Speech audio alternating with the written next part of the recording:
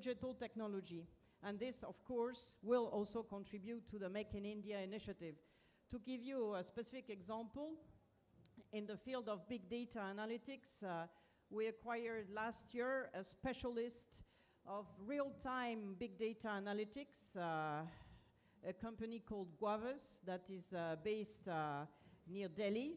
And this company hosts about 150 people directly in Delhi. It's headquartered in the US, but India already is a very important competence center for this company, which is now a subsidiary of Thales. We also have experts in the field of cybersecurities that are located in India. And obviously, considering the huge investment that India is making in the field of digital technology, we consider that this will be a very strong contribution to the overall Thales strategy. We have already created 4 joint ventures in India. The one is related to the radar technology with Bharat Electronics Limited. Another one is with Samtel in the field of avionics and optronics equipment. The third one is in the field of software development with Larsen & Toubro. And the last one, the newest one, is with Reliance in the context of the Rafale program. And we will continue to leverage all these competencies and the transfer of competencies and capabilities to this joint venture to support our approach to the Make in India initiative. I would like to emphasize that for us, Make in India is not only manufacture in India. Make in India for us means leveraging all the competencies of the country, including innovation capabilities and engineering capabilities.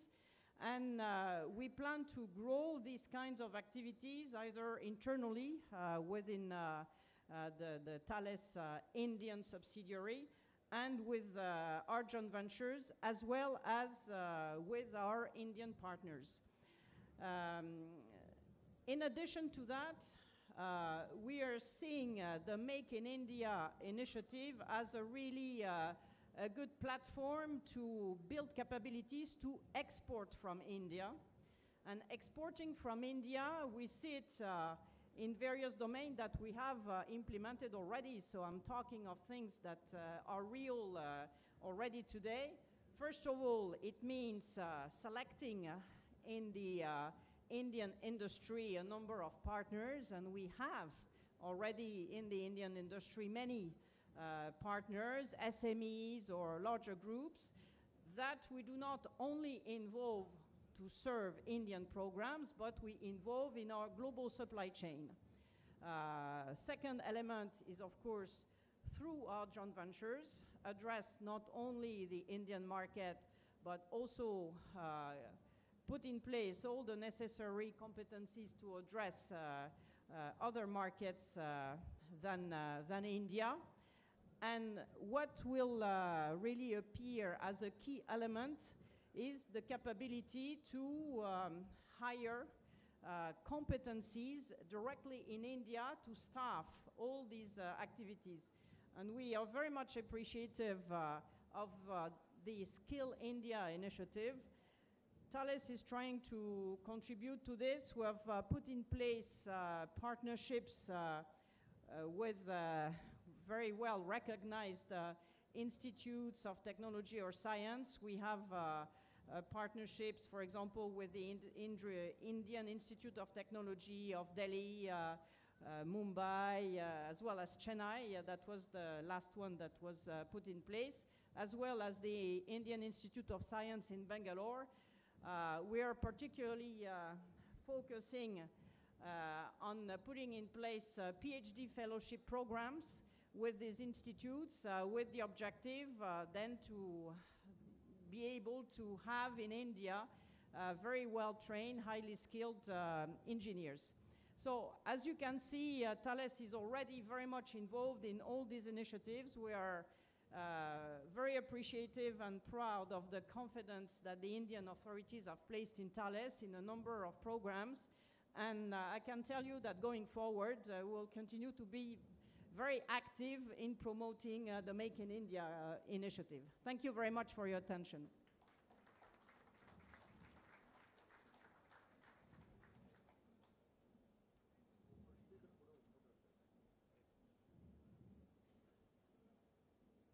Thank you so much, ma'am. Before we move on to our next speaker, it gives me great pride and privilege as we welcome Dr. Subhash Bamre, the Honorable Raksha Rajya Mantri, Ministry of Defense, Government of India. A huge, huge round of applause and a very, very warm welcome to you, sir. Moving on to the next speaker, ladies and gentlemen. We request Sri Pierre D. Bosse, President from Airbus Group, to join us on stage. As time is pressing, we request all of you to kindly have your industry address for 5 minutes. A round of applause, ladies and gentlemen, as we welcome Sri Pierre D. Bosse.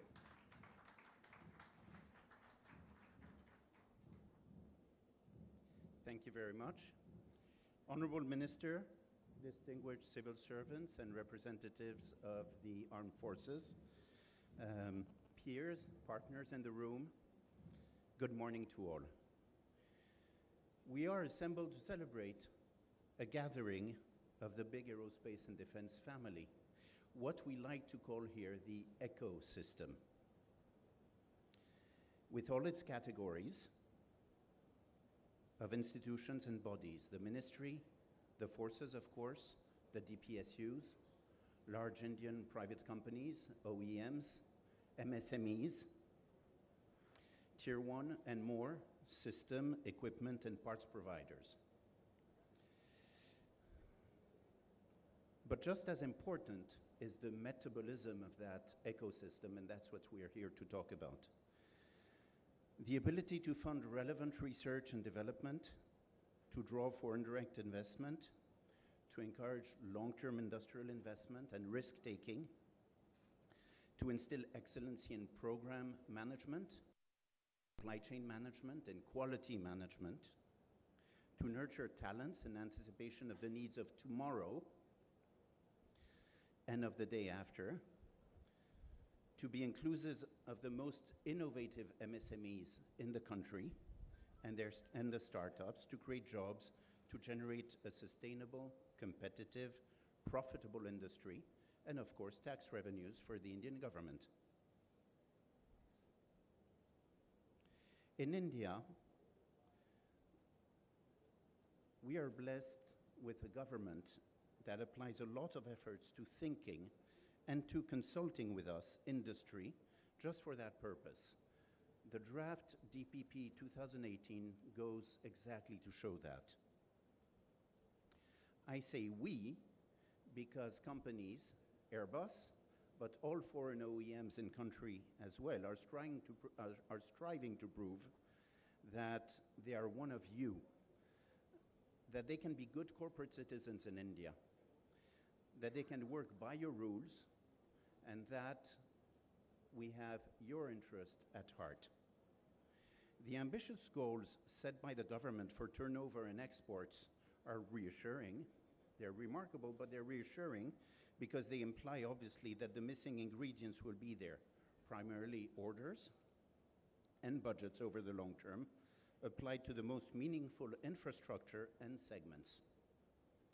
Reading the draft DPP, I saw a lot of improvements favoring MSMEs, rationalizing entry conditions for startups, simplifying procedures, opening further to FDI.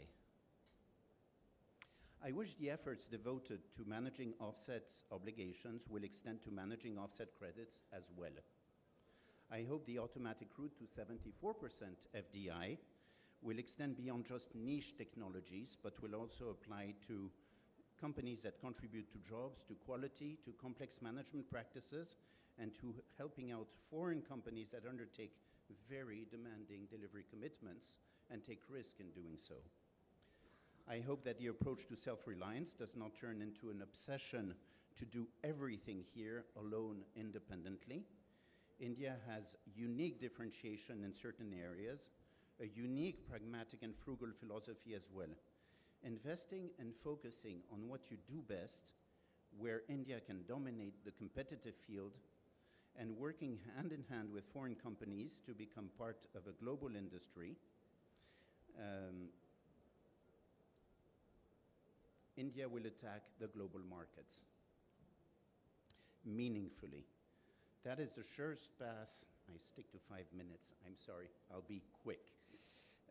That is the surest path to realizing your ambitious goals and serving the defense and economic needs of the country over the long term. Congratulations to all, and thank you for your attention.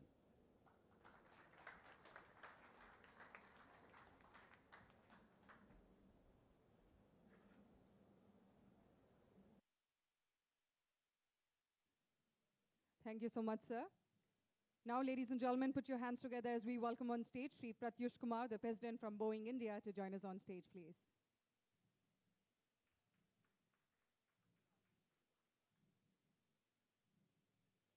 We do not have this gentleman here. Quickly moving on. Let's welcome Sri Ashish Rajwamsi, the CEO from Adani Defense, to join us on stage, please. A round of applause, ladies and gentlemen. Thank you.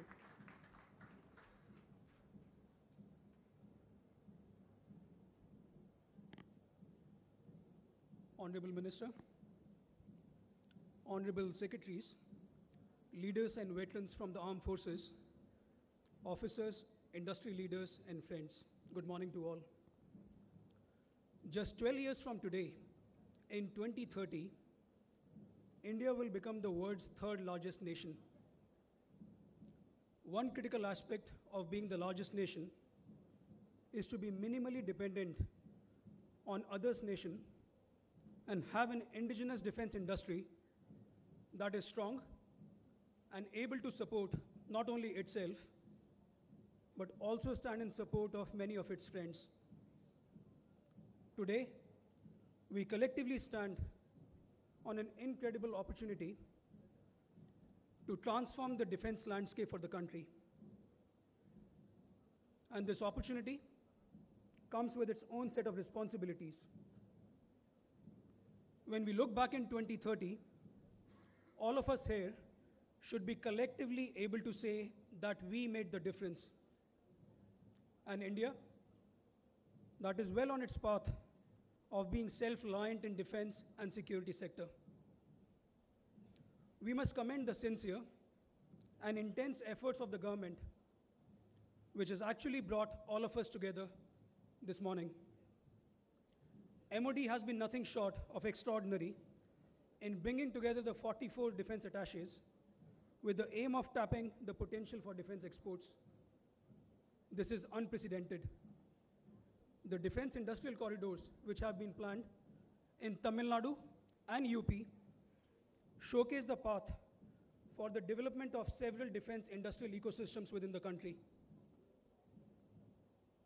The draft Defense Production Policy 2018 is a comprehensive document which not only articulates the 13 flagship programs, but also gives quantitative targets for exports and indigenization. Though ambitious, the targets are achievable if the approach is inclusive. If a level playing field is given to the private sector, the country can benefit the way it has benefited in other sectors, including telecom, aviation, power transmission, and power generation. While we are talking about the defense sector, the extent of R&D which will be driving in this sector and other technologies including cyber, materials, 3D printing, machine-to-machine communication will actually galvanize entirely new ecosystems within India. There is no ecosystem as powerful as defense to spur technology, to spur innovation, and this can potentially put India into a completely different league. Let me give an example from our recent joint venture with our Israeli partners, Elbit Systems.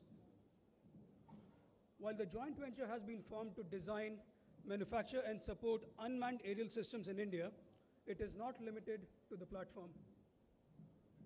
With Elbit, we are galvanizing the carbon composites and materials ecosystem within the country. There's a team of Indians which is actually in Israel getting trained firsthand by the practitioners on the carbon composites and material technology. They'll be coming back to India in 6 months, and we expect to leverage this technology not only for defense, but for other sectors within India. We are often asked this question, why Adani entered the defense sector? Over the past 3 decades, Adani Group has emerged as India's leading provider of critical infrastructure. It has reinvented itself every 4 to 5 years to stay aligned with the national priorities. The priorities have included energy security, food security, supply chain and logistics, and clean energy as we ventured into ports, power, renewables, solar manufacturing, creating the largest and most efficient business in every sector we entered. Therefore, in line with our vision of nation building, there could not have been a more appropriate sector than defense. While we are working with our global partners on the key platforms including fighter aircrafts, unmanned aerial systems, and helicopters, we are actively working on the Make-II programs in radar and electronic warfares. Aligned to Honorable Defense Minister's push to MSMEs, we have already invested and rolled up a couple of MSMEs in our portfolio with world-class capabilities in avionics, systems, components, and composites.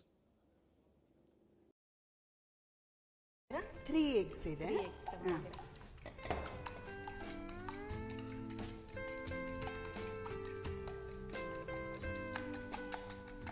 ಚೆನ್ನಾಗಿ beet ಮಾಡ್ಕೊಳ್ಳಿ.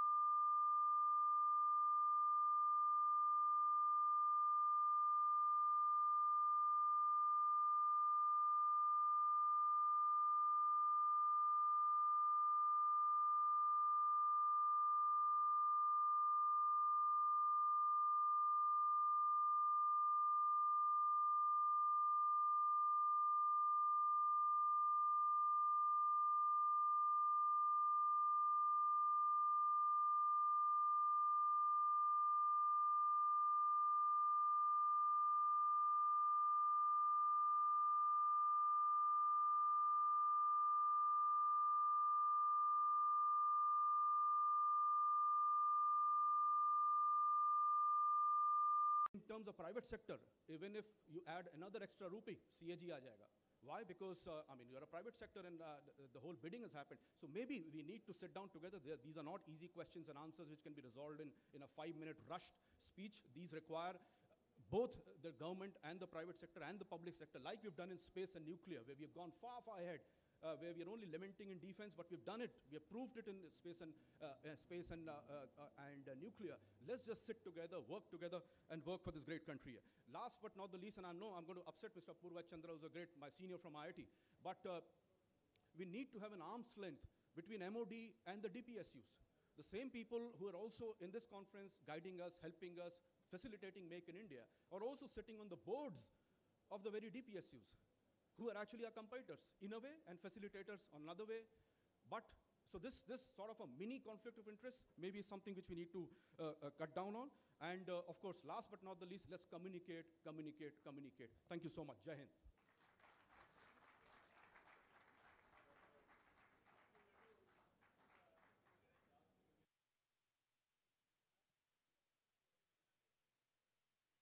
Thank you so much, sir, for completing the moment for all of us. Now moving on, ladies and gentlemen, it's time for us to welcome Admiral Shri Sunil Lamba, PVSM, AVSM, ADC Chairman, Chief of Staff Committee, to give the keynote address for all of us. A round of applause, ladies and gentlemen, for Admiral Shri Sunil Lamba on stage, please.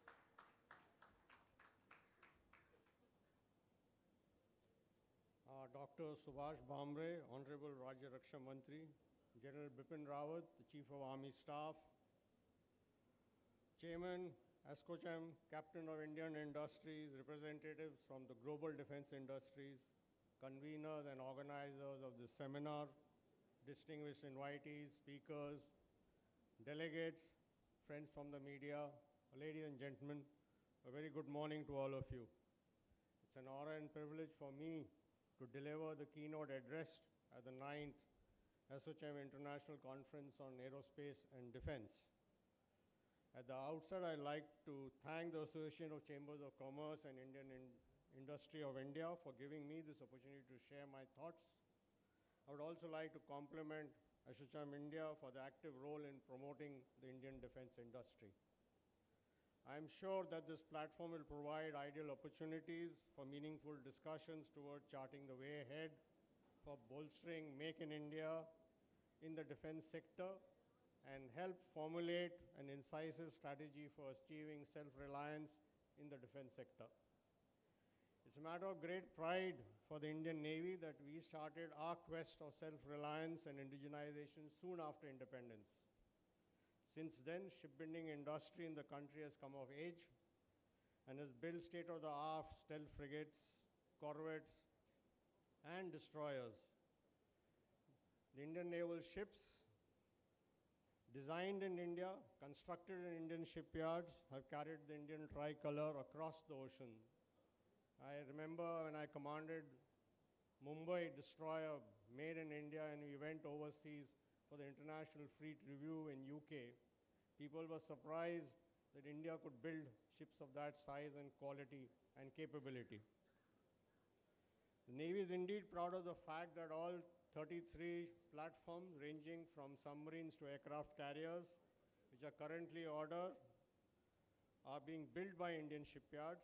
In fact, our last induction INS Kiltan, the third of the Project 28 anti-submarine warfare corvette, commissioned in October last year, had an indigenous content of about 90%. It's been our endeavor to progressively increase the indigenous content in every ship that we construct. From building the first Leander-class frigate way back in 1972, today the Indian Navy prides itself as one of the few navies in the world which has its own ship design capability that is ably supported by indigenous shipbuilding.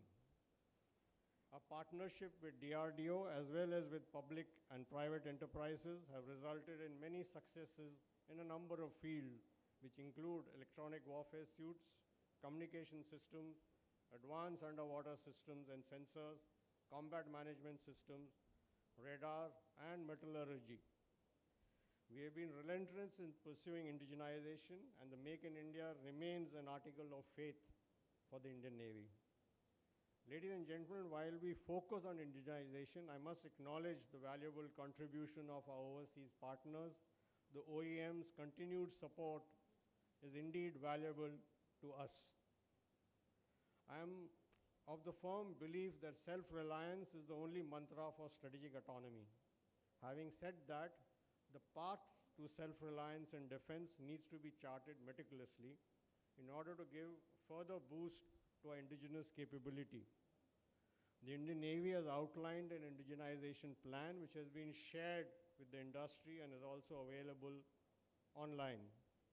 It is our endeavor to encourage both public and private sector to contribute towards progressive increasing the indigenous content in all future ships to as close as to 100% as it can be under the Make in India. Indigenous development of high-end technology, their translation into defense hardware, induction into the service, and standardization is no mean task. It goes without saying that this process will require many challenges to be overcome, not only by designers and manufacturers, but also in the procurement process. I am pleased to note that the objective of ASSOCHAM conference this year is to provide simplification to the defense procurement process towards implementation of strategic partnership policy and bolstering Make in India. I'd like to take this opportunity to briefly outline the 4 primary expectations that we have with respect to platforms, systems, and equipment that we seek to induct. Firstly, the importance of completing development projects and delivering products in good time needs no explanation. Second factor is cost. After all, the factor of cost and delivery timelines would figure high to any customer. The third factor is quality and performance. The combatant must have unflinching faith that the equipment will deliver whenever the need arises to its design parameters. The fourth expectation is life cycle sustenance. Naval platforms and large platforms in the Army and the Air Force are expected to be in service for a considerable length of time. It is over this prolonged period that the weapons, sensors, and equipment fitted are expected to perform or rather outperform the enemy's capability. Therefore, it is critical to have a robust maintenance, repair, overall plan throughout its life cycle. Ladies and gentlemen, I am confident that this conference will provide a forum for discussion and exchange of ideas to strengthen Make in India in the defense sector. I wish everybody fruitful and positive deliberation. Shanno Varun, Jain, and thank you very much.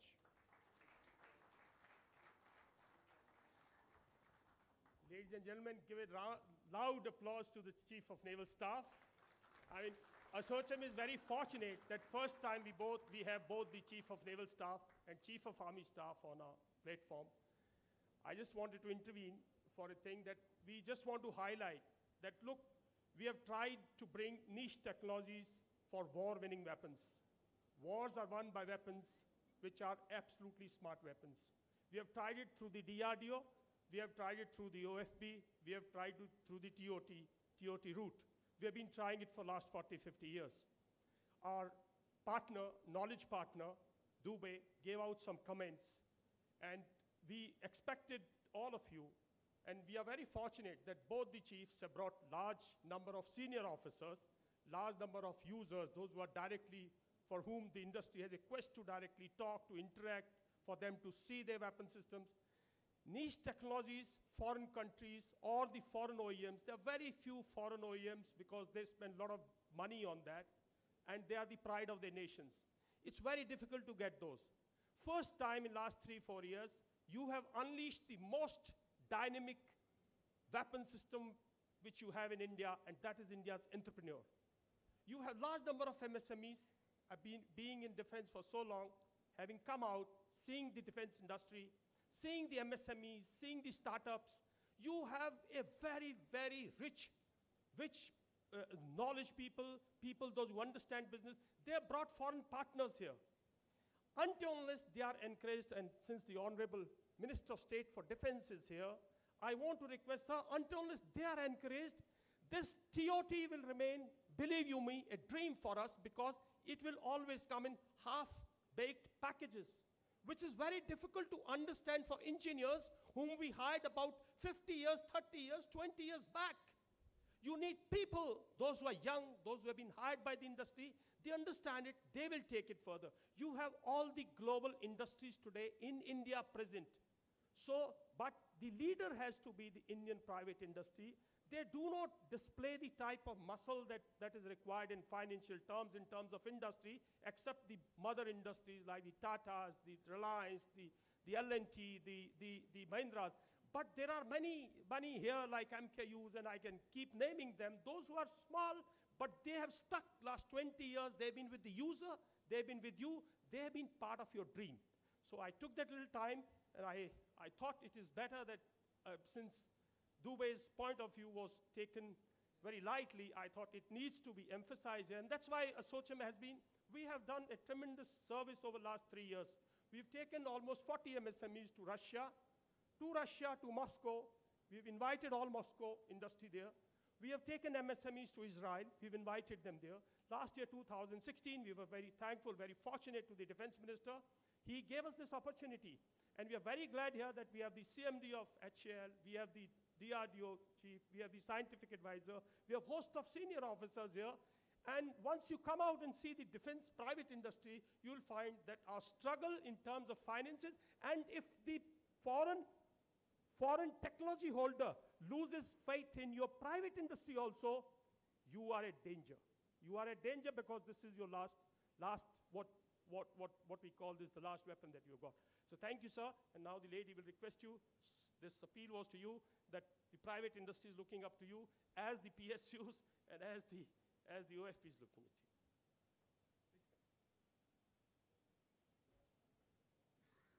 Now, ladies and gentlemen, it gives me great pride and privilege to welcome Dr. Subhash Bamre, the Honorable Raksha Rajya Mantri, Ministry of Defense, Government of India. Round of applause, ladies and gentlemen, as we request Dr. Subhash Bamre to speak few words for all of us.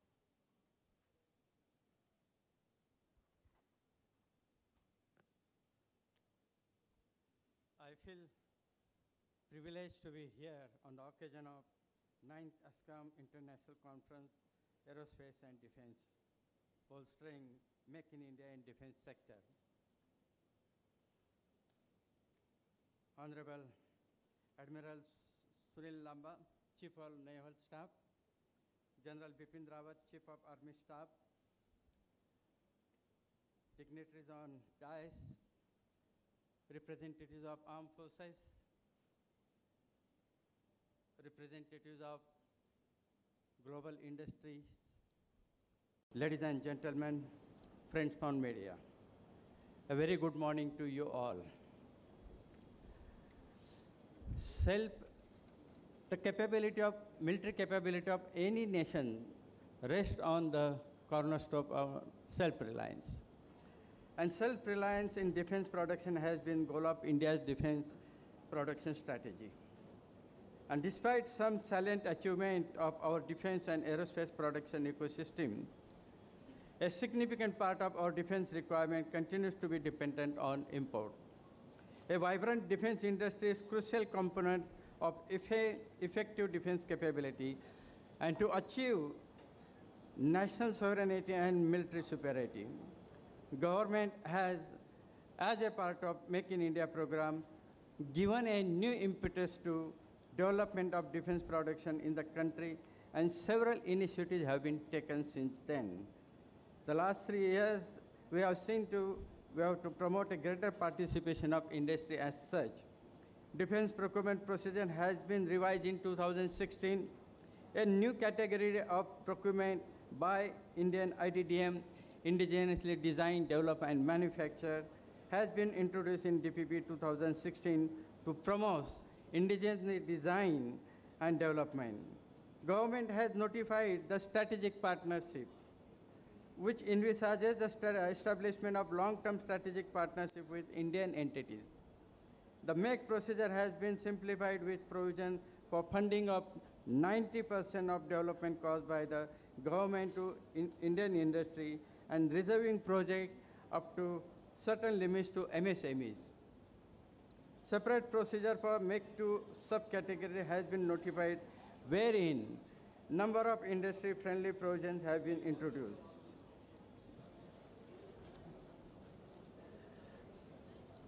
I welcome Honorable Raksha Mantri, Srimati Nirmala Ji Sitaraman. Ladies and gentlemen, a huge, huge round of applause as we welcome Srimati Nirmala Sitharaman, the Honorable Raksha Mantri, Ministry of Defence, Government of India.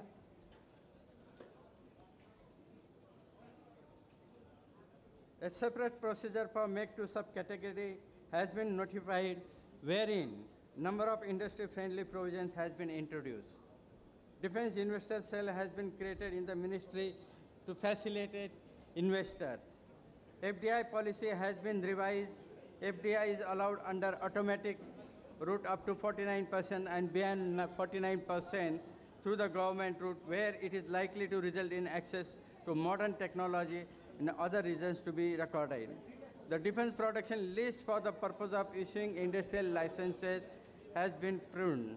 Validity of the industrial license increased from 3 to 15 years. The process for export clearance has been streamlined and made transparent and online. Offset guidelines have been made flexible. Services as avenue of offset have been reinstated. Government has set up the Technology Development Fund to encourage the participation of public-private industries, especially MSMEs, through the provision of grants. In addition to above, the government plans to unveil the Defence Production Policy 2018 to further build on the above initiatives. The government has a series of further catalytic measures lined up for shaping up the requisite defence capabilities, namely competency mapping of the private defence industry, including MSMEs, listing out of platform weapon system being considered for the procurement in the next 10 years time frame by our services, further liberalization of licensing and FDI regime, establishment of 2 defence industry corridors. I compliment the organizers. Thank you very much. Jai Hind.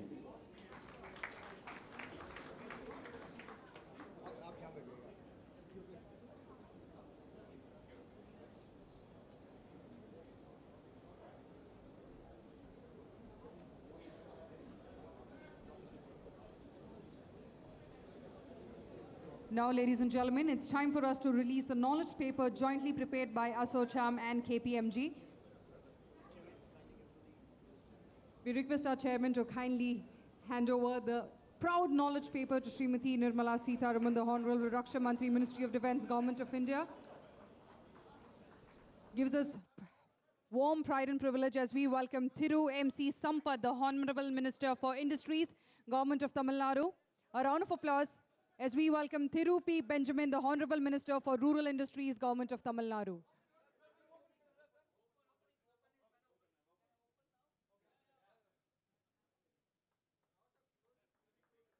A round of applause, ladies and gentlemen, as we release the proud knowledge paper jointly prepared by ASSOCHAM and KPMG.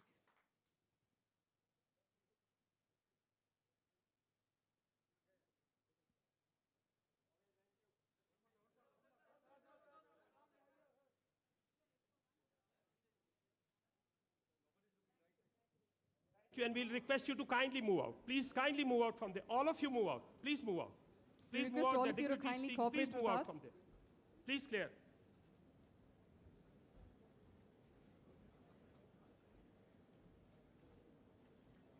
And now we request Sri Neeraj Gupta, the co-chairman from ASSOCHAM National Council on Aerospace and Defence, to speak a few words for all of us. Ladies and gentlemen, a round of applause as we welcome Sri Neeraj Gupta to join us on stage, please.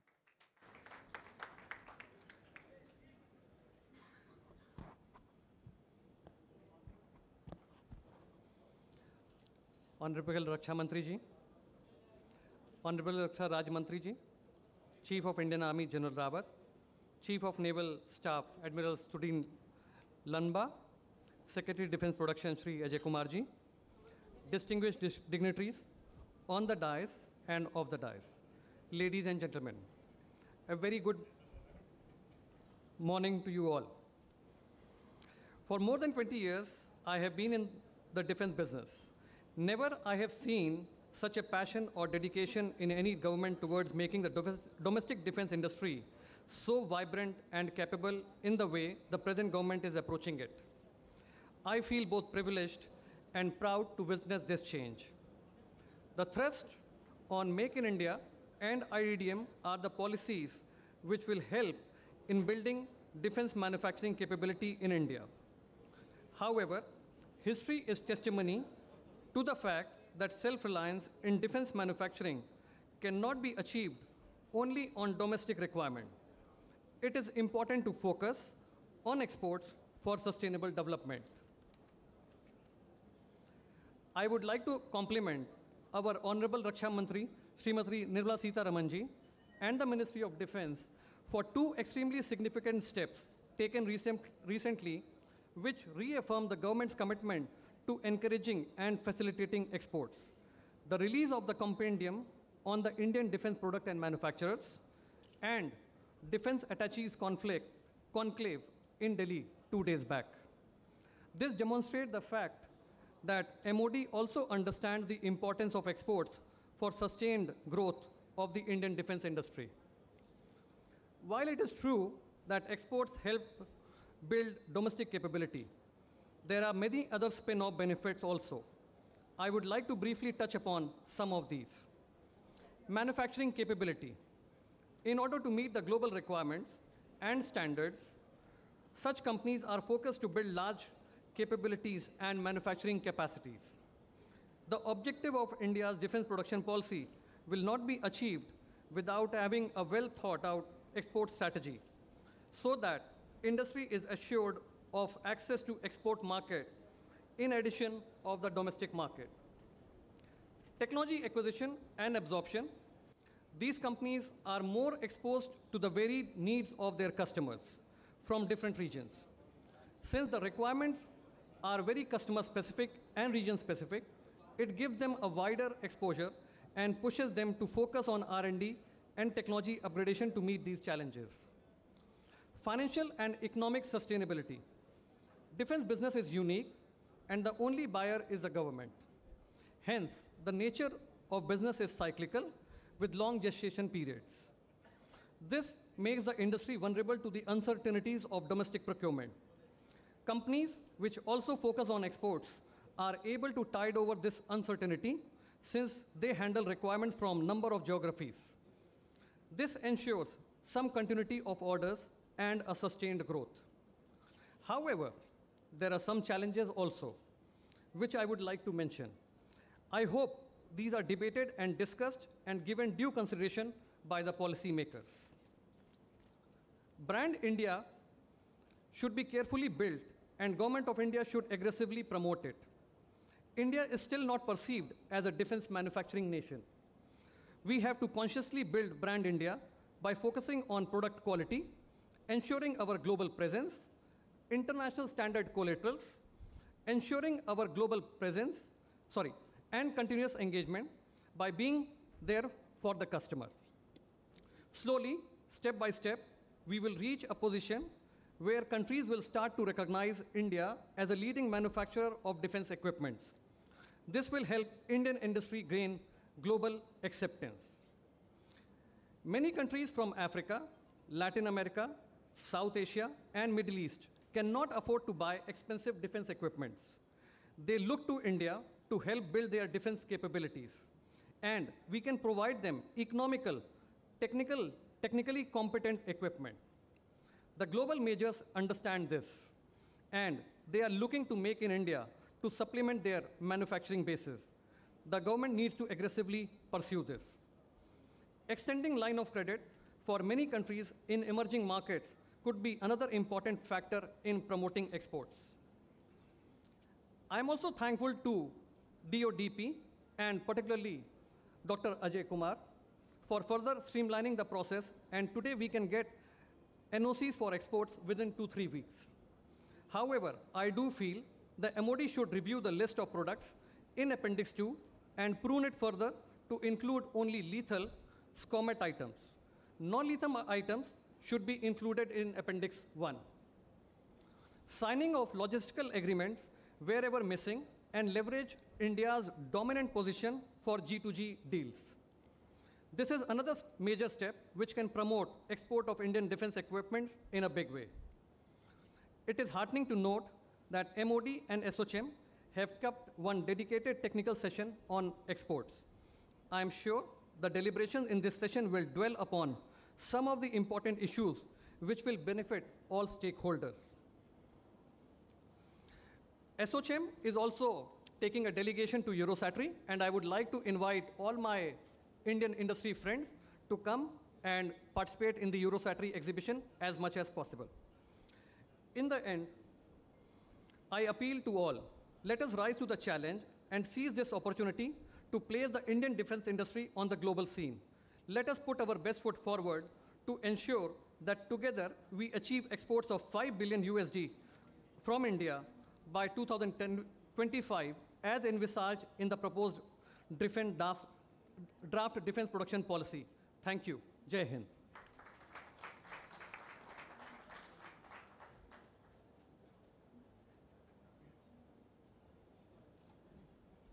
It gives me great honor and privilege as we welcome Srimati Nirmala Sitharaman, the Honorable Raksha Mantri, Ministry of Defence, Government of India, to speak few words for all of us. Ladies and gentlemen, a huge round of applause as we welcome Srimati Nirmala Sitharaman on stage, please. A very warm welcome, ma'am.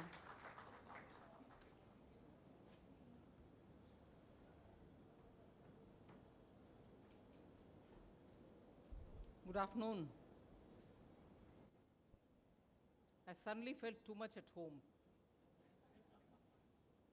Not because I'm in Tamil Nadu, but because I have so many officers in front of me, I thought I was an MOD. Is this a SOCHAM's meeting? I can see the members at the back, but it's good. It gives a certain sense of confidence and sense of being assured when my own people are in front. Thank you very much. I'm indeed very grateful to SOCHAM for initiating in this environment a detailed discussion on what actually the defense production and defense production policy is going to mean in the context of Prime Minister's Make in India and in the context of Prime Minister's focus for making defense production not just for India but for also export. So I think Industry Association coming forward to have a discussion with all the stakeholders and to invite various interest groups to be together while addressing that issue, and for that to have a document like this prepared which goes into the detail of how do you create a level playing field is just going to help us think better, be more focused, and come up with specifics with which government can facilitate this whole initiative of wanting India to become a defense manufacturing hub. I'm very glad to see officers from all the three forces actively engaging with industry, understanding and sharing their thoughts in the process. It is really high time that Indian industry, which has reached quite some heights in very many difficult areas, technologically proven themselves, and in terms of achieving global standards, whichever industry be it, engineering, textiles, pharmaceuticals, you can name it all. If they're doing it, and if engineering, and we're sitting in an automobile hub, if in engineering and in automobiles, we've already proven that we've reached such standards globally, that there are times when we are told from people that globally, wherever there is a car, there is a product or a component which has gone from India. Should we just stop at that? Should we just stop at automobile? Should we just stop at making components and not the main platforms themselves? So I think time is up now. It's high time that we, from the industry and government, sit together, work together, and make sure that that which we can do, we should do. And that which we can do for the future, we should be able to plan up now, because here is a government which is wanting to hear from you, understand, and also facilitate for you so that that which is otherwise growing immensely within a certain domain within the government, only because all this while we thought it is a prerogative of the government and the private sector shouldn't come in, like the way ISRO, for instance, has reached pinnacles, is able to do what any other country would do in a budget which is 10 times more than what we can do in ISRO. So both from the cost effectiveness, from the way in which technology can be mastered, and keep abreast of technological development, ISRO has stood out for India. But I'm sure there are many more such institutions, even within the DRDO, about whom I raise a lot of questions every now and then. It is possible for us to cull out every such, let's say, vertical, and in those verticals with infusion of private participation, we should be able to come out with tech-savvy, high-tech, and frontier technology-related manufacturing in which the government can, from the point of view of policy, make it easy. From the point of view of regulation, make it easy. From the point of view of buying and contracting newer customers from abroad, make it easy. So the government can play a very, very important and effective catalyst. But of course, it's for those research and development organizations within the government and also for those in private sector to come together to make sure that that is achievable. And we don't need too many years for it. I think we've spent a lot of time in India working and working, but very much inward. Now it's the time for us to open up and look outwards, both for the market and also for technologies which you might want for that critical difference. So without saying much more, I appreciate the ASSOCHAM for taking this opportunity, and no better environment than a Defense Expo to talk about it and to bring together people, both from the government and from the private sector, to work together on this objective. I wish you all very well, and thank you very much for having initiated this report. It's going to be of great help for us. Thank you.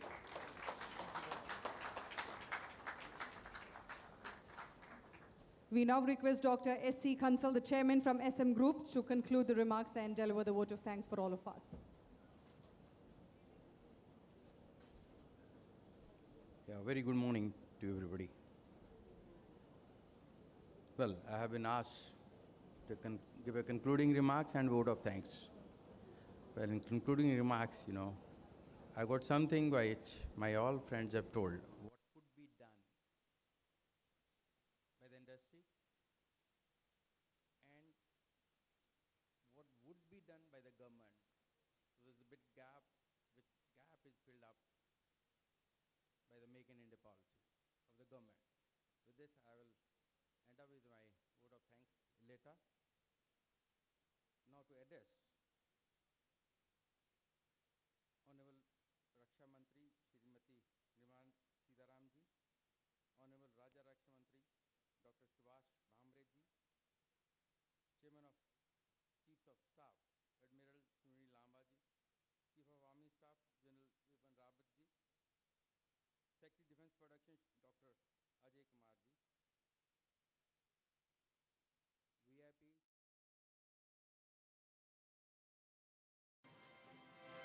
Pothigai சமூகத்தின் மகிழ்ச்சி. 701 அரங்கங்கள், 539 இந்திய அரங்கங்கள், 162 வெளிநாட்டு அரங்கங்கள். DEFEXPO18.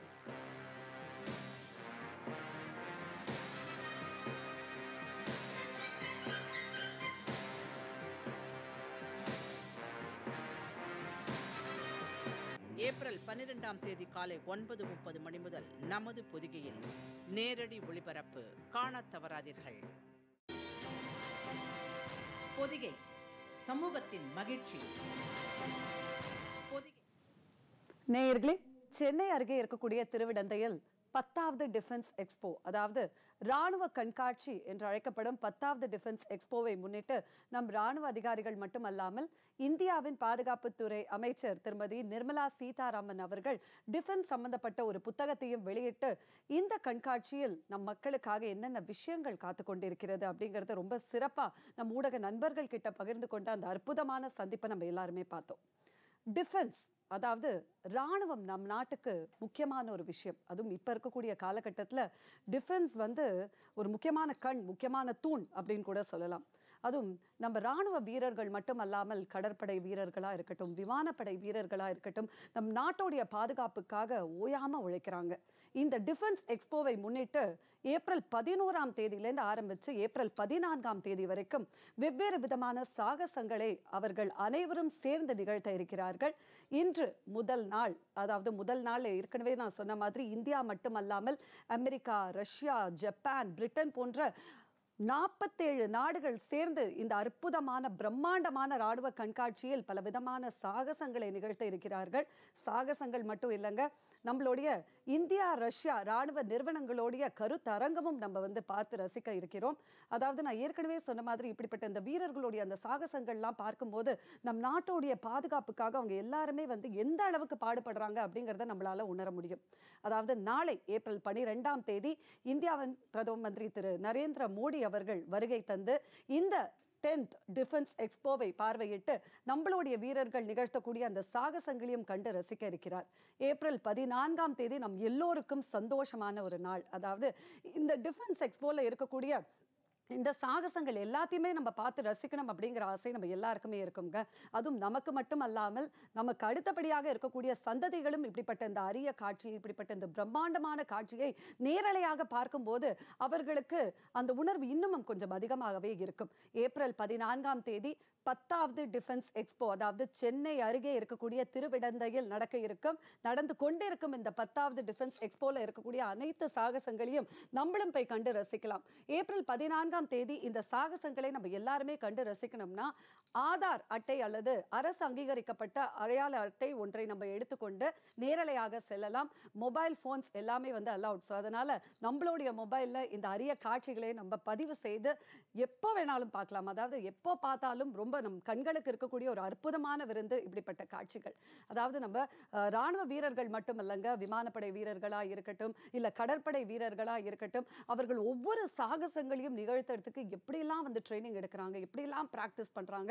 ரொம்ப ஒரு அயலாத கடுமையான முயற்சிக்கு பின்னணியில தான் இப்படிப்பட்ட அற்புதமான சாகசங்கள் வந்து நிகழ்த்தி கொண்டிருக்கிறார். ஸோ இந்த 10வது டிஃபென்ஸ் எக்ஸ்போ, அதாவது இந்த டிஃபென்ஸ் எக்ஸ்போ 10வது முறையாக இந்த வருடம் சென்னை அருகே இருக்கக்கூடிய திருவிடந்தையில் இன்று நம்ம வந்து ஆரம்பிச்சிருக்கோம். அதாவது இந்திய பாதுகாப்புத்துறை அமைச்சர் திருமதி நிர்மலா சீதாராமன் அவர்கள் இந்த சந்திப்பில் நம்ம எல்லாருமே பார்த்திருப்போம். ராணுவ சம்பந்தப்பட்ட ஒரு புத்தகத்தையும் வெளியிட்டு ராணுவம் எந்த அளவுக்கு நம்ம நாட்டுக்கு வந்து முக்கியமான ஒரு விஷயம் அப்படிங்கிறதையும் தன்னுடைய பேச்சுக்கள் மூலமாக நம் ஊடக நண்பர்கள் கிட்ட அவங்க பகிர்ந்துக்கிட்டாங்க.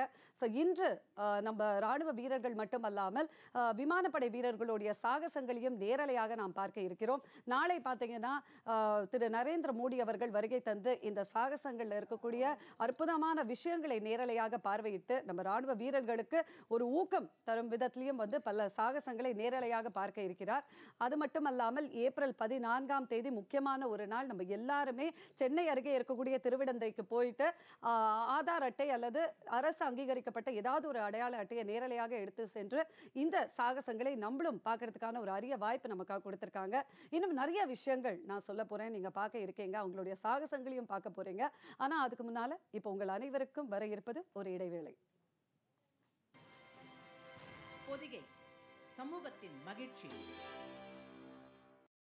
701 அரங்கங்கள், 539 இந்திய அரங்கங்கள், 162 வெளிநாட்டு அரங்கங்கள். DEFEXPO18.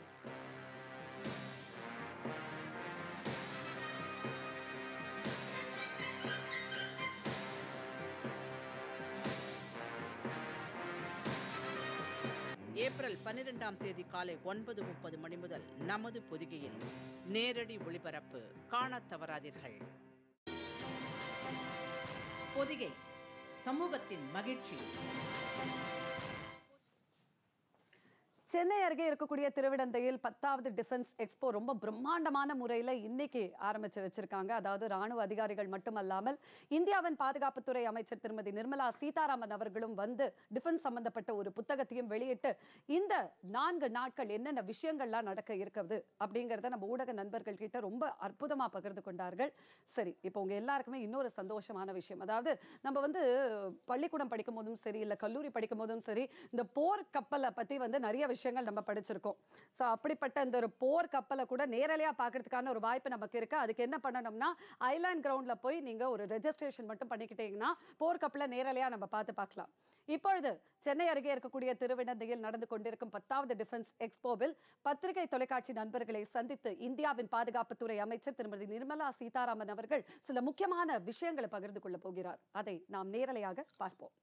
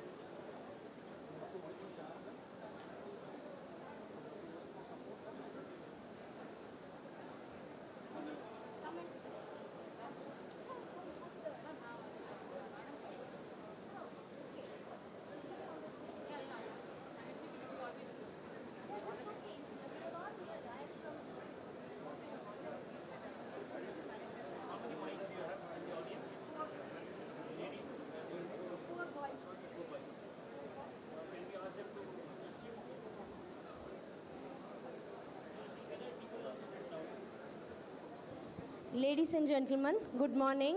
Kindly be seated. Kindly settle down. We are in a few moments. We are going to start the press conference by RM.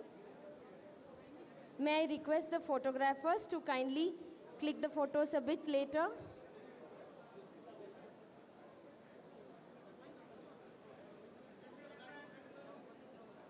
Ladies and gentlemen, kindly settle down. Kindly settle down quickly.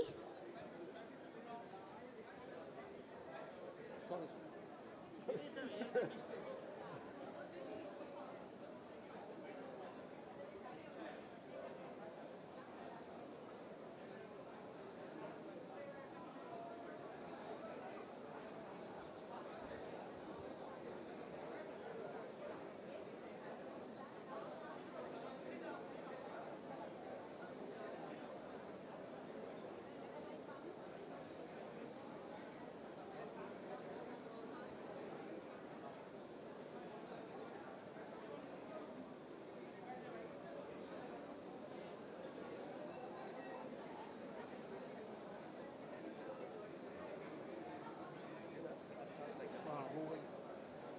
No. Some people are coming. Akshay. Should I ask? Yeah, must. You can ask Naren. Let's start.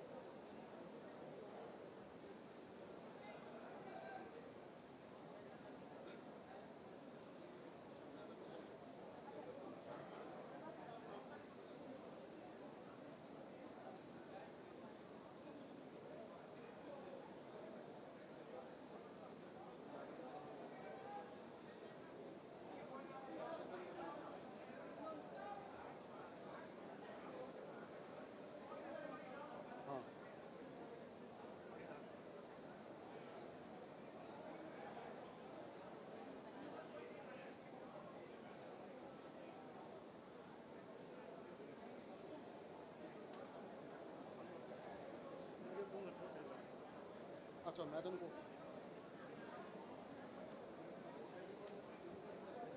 I've already spoken to Azim. She said everybody is there, then we can start. But dignitaries all have come. Who else?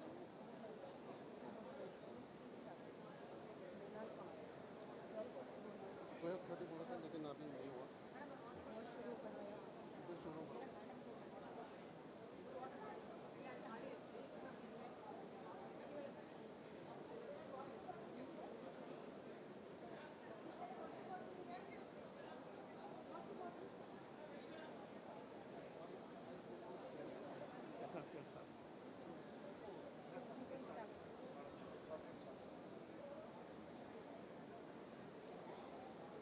Good afternoon, ladies and gentlemen. I, on behalf of the Honorable Raksha Mantri, Srimati Nirmala Sitharaman, Department of Defense Production, Ministry of Defense, and Directorate of Public Relations, Ministry of Defense, I will welcome all of you to this press conference. Today in our midst, we have Honorable Raksha Mantri. To her right is Honorable Raksha Mantri Dr. Subhash Bhamre. To her left is Defense Secretary Shri Sanjay Mitra. To her extreme left is Secretary Defense Production Dr. Ajay Kumar. And to her extreme right is the Chairman DRDO Dr. S. Christopher. On behalf of the Directorate of Public Relations, Ministry of Defense, I welcome all the dignitaries on the dais by presenting a bouquet. First, I would request the Honorable RM to accept the bouquet.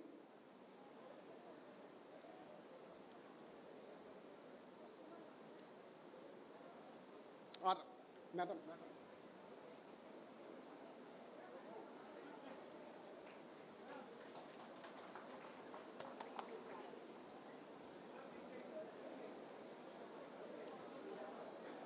I would request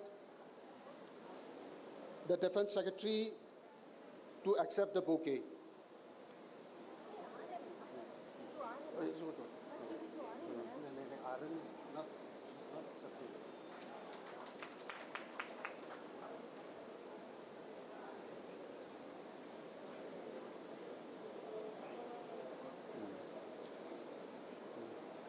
I would request the RM.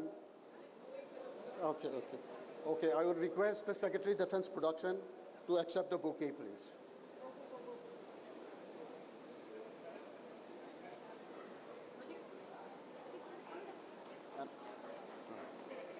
And lastly,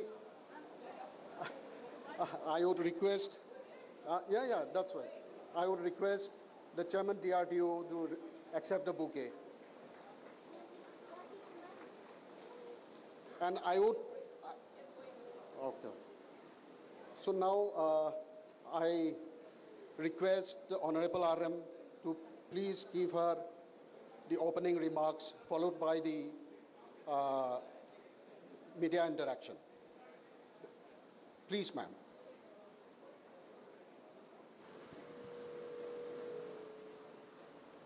Good afternoon, and thank you for your presence here.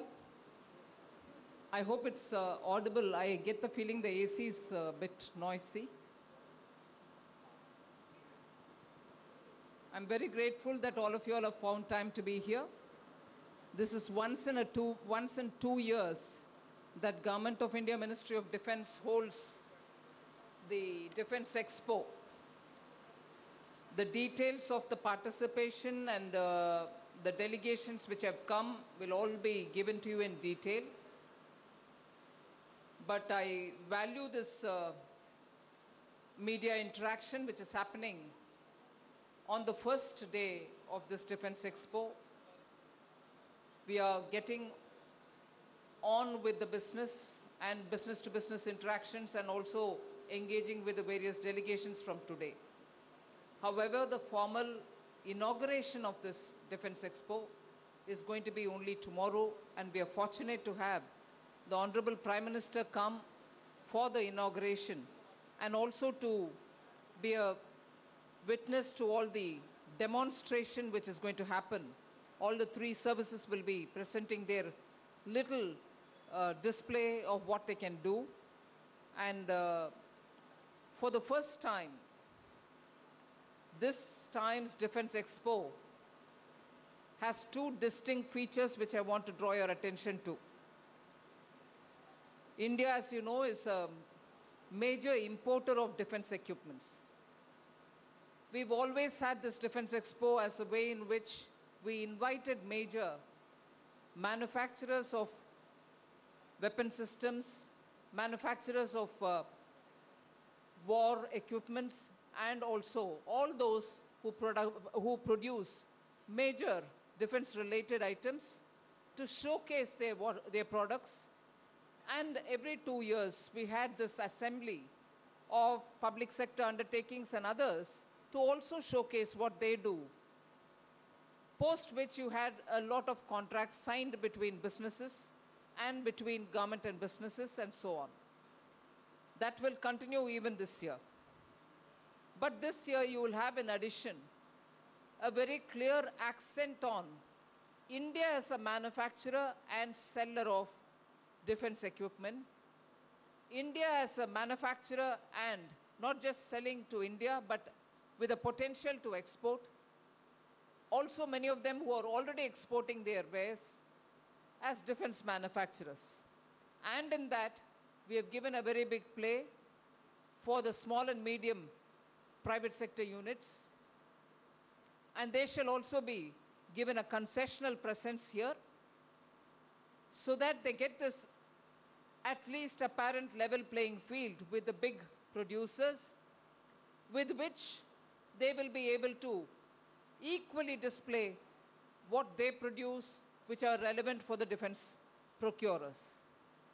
If this is the larger picture with which this Defense Expo has been brought in, I would like to take a minute to have a special mention that institutions like the DRDO, the HAL, the Bharat Electronics Limited, and so on, several of them, who have been over the decades doing extraordinary R&D related work and coming up with a lot of products, which within India, certainly we know, we recognize, and we also give them a lot of opportunities.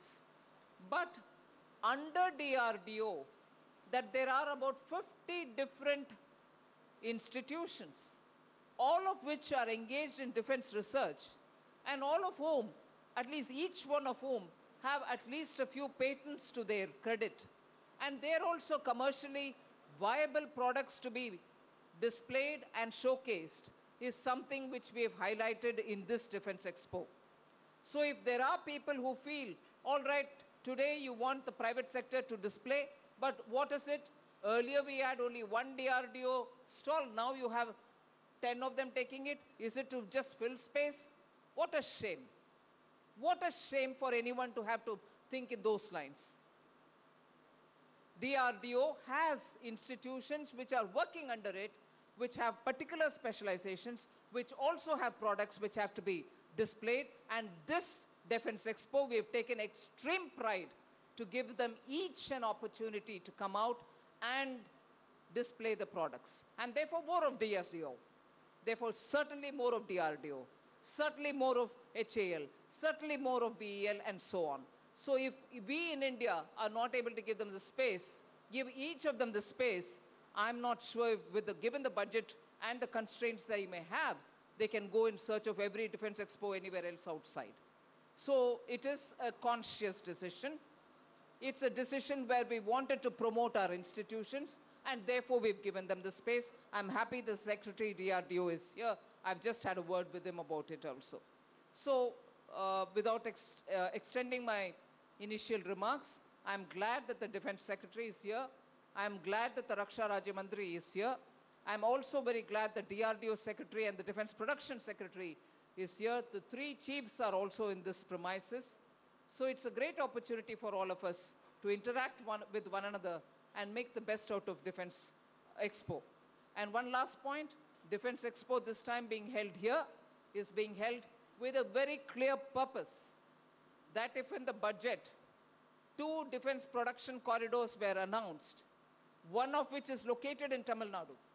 In Tamil Nadu because we wanted to capitalize on, leverage on the OFBs, the public sector undertakings, and a wonderful combination of private sector which is already coming at the tier 1 level, tier 2 level, and many small units which are spread all over the entire quad area that we've marked. So in order to benefit, in order to give the synergy, in order to be able to benefit mutually, the budgetary announcement of the corridor being here, and the fact that in South India, the Defense Expo has never come down. We've always been so Delhi-centric. I'm grateful that Manohar Parrikar, my senior predecessor in this ministry, took it over to Goa. Now, because the Prime Minister has been saying repeatedly, out of Delhi, go to all parts of the country, we've chosen to come here. And therefore, this is the best opportunity for Tamil Nadu to be able to cash on it, and also many other industries which can come and benefit from here. One last point, you're actually sitting in a historically important coast. This specific area with Mahapalipuram on one side, and also a modern village which has come up recreating the village life in all the southern states, Telangana, Andhra, Kerala, Karnataka and Tamil Nadu, all in one place in Cholamandalam. You are sitting in a tourist hotspot. You are sitting in a historically important place from where huge ships of the Chola kingdom had gone to the entire Southeast Asia. And from here did we have our culture, commerce, and our navy prowess shown towards entire Southeast Asia. So if today we are talking of Indian Ocean region, if we are talking of Indian Ocean region becoming India-Pacific, they were all achieved by the Cholas of here already. We are only going to have to strengthen that step. And therefore this place was chosen for very many reasons, all of which deserve equally to be played up. I would request all of you all also in this context to take a few minutes out of your busy schedule here and visit Mahapalipuram, visit Cholamandalam, get a feel of this beautiful East Coast, which you can see from here itself. Thank you very much. Thank you, ma'am. Thank you, ma'am. Now we invite questions from the media friends. Kindly raise your hands. Our young volunteers will get the mics to you. Then only you speak. Otherwise, recording would be a problem. Yeah, can you give it here to Ajay Banerjee? Just coming. One question each, please. Hi, ma'am, to your right. Ma'am, this way, to your right. Ma'am, I'm Ajay Banerjee from the Tribune. Ma'am, I have two small points to ask. First, what is the status of the defense production policy? And does the SP model, the supposed amendment, will include DPSUs to be partners of foreign OEMs?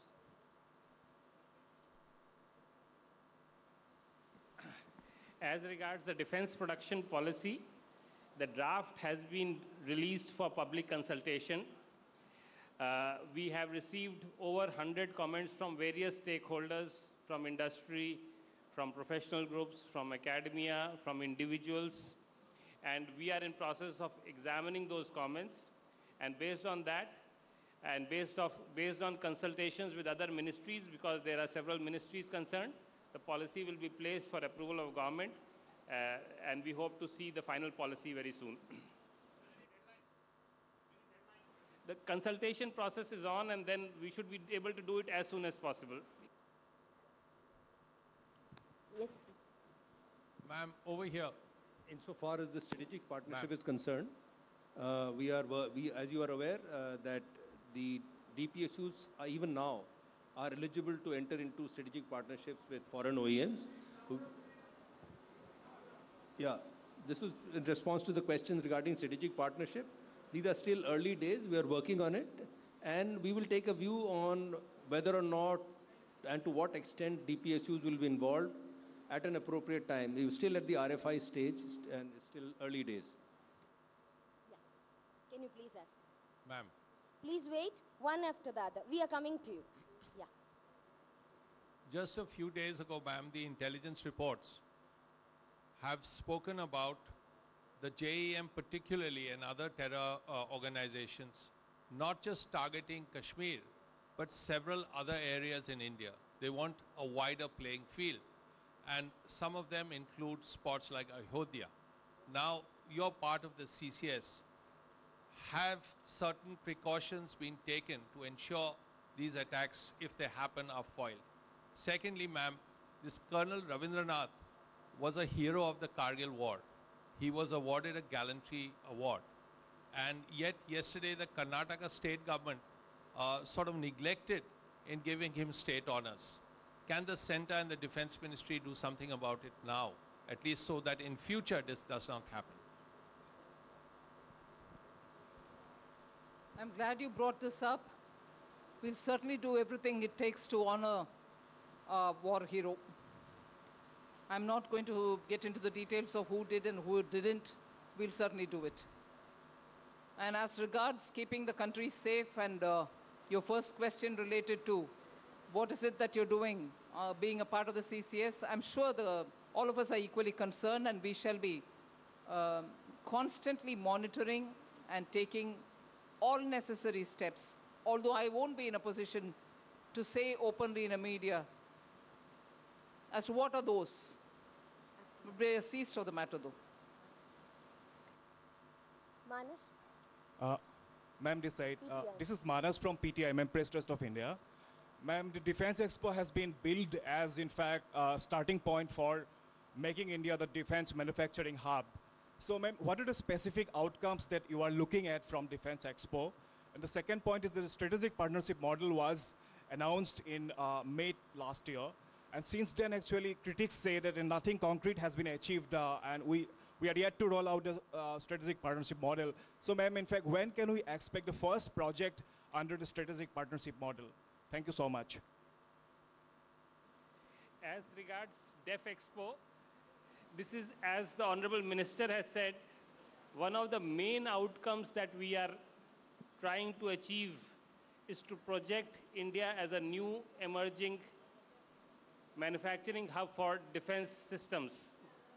And we have in this India Pavilion, which is a combined effort of public sector and private sector defense companies in India, MSMEs in India, startups in India who are in this field, and their best is being projected. I would invite all of you to go and visit.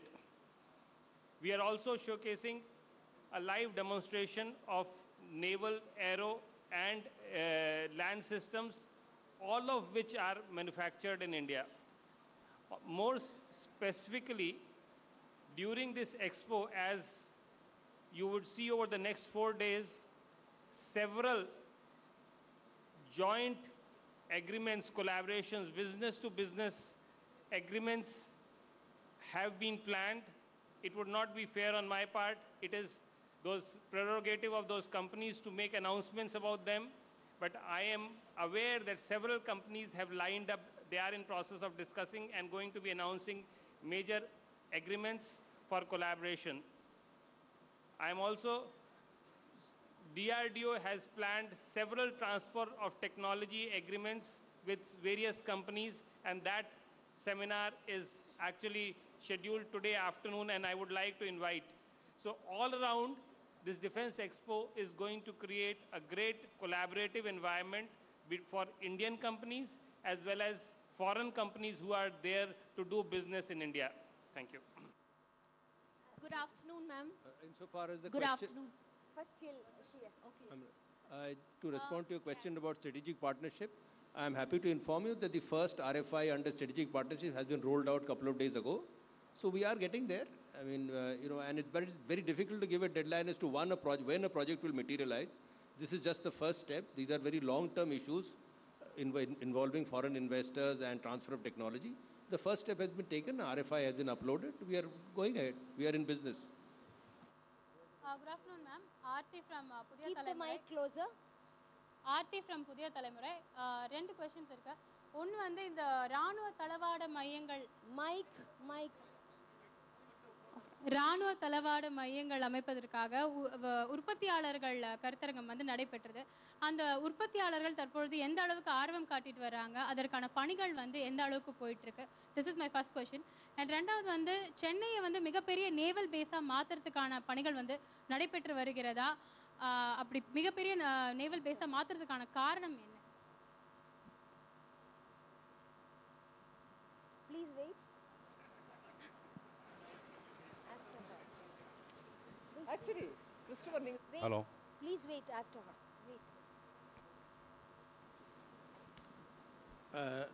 நீங்கள் கேட்டதுக்கு தமிழ்லேயே நான் சொல்ல try பண்ணுறேன்.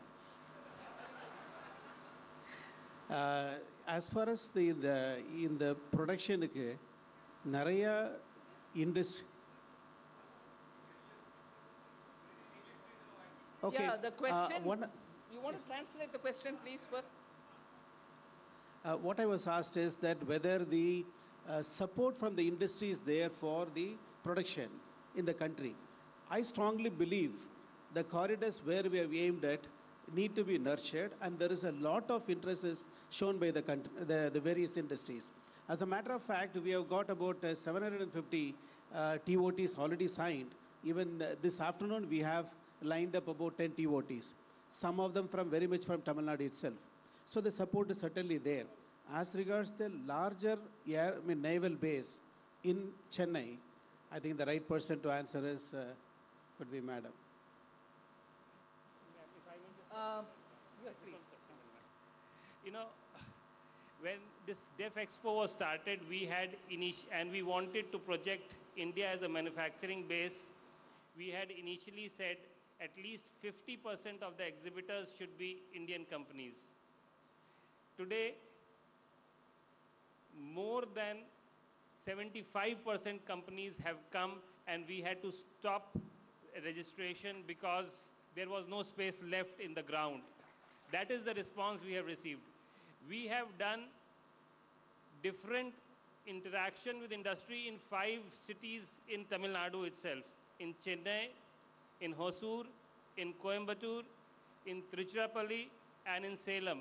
And each of these, we have several hundreds of industries who have come forward. I think Tamil Nadu, with its tremendous base, has huge potential to develop into a great defense manufacturing hub, and so is the case with several other states in areas in the country.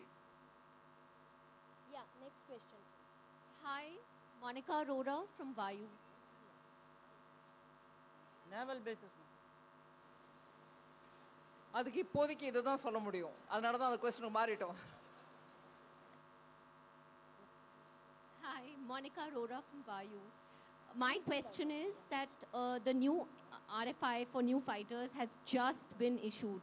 Is this a rerun of the aborted MMRCA program?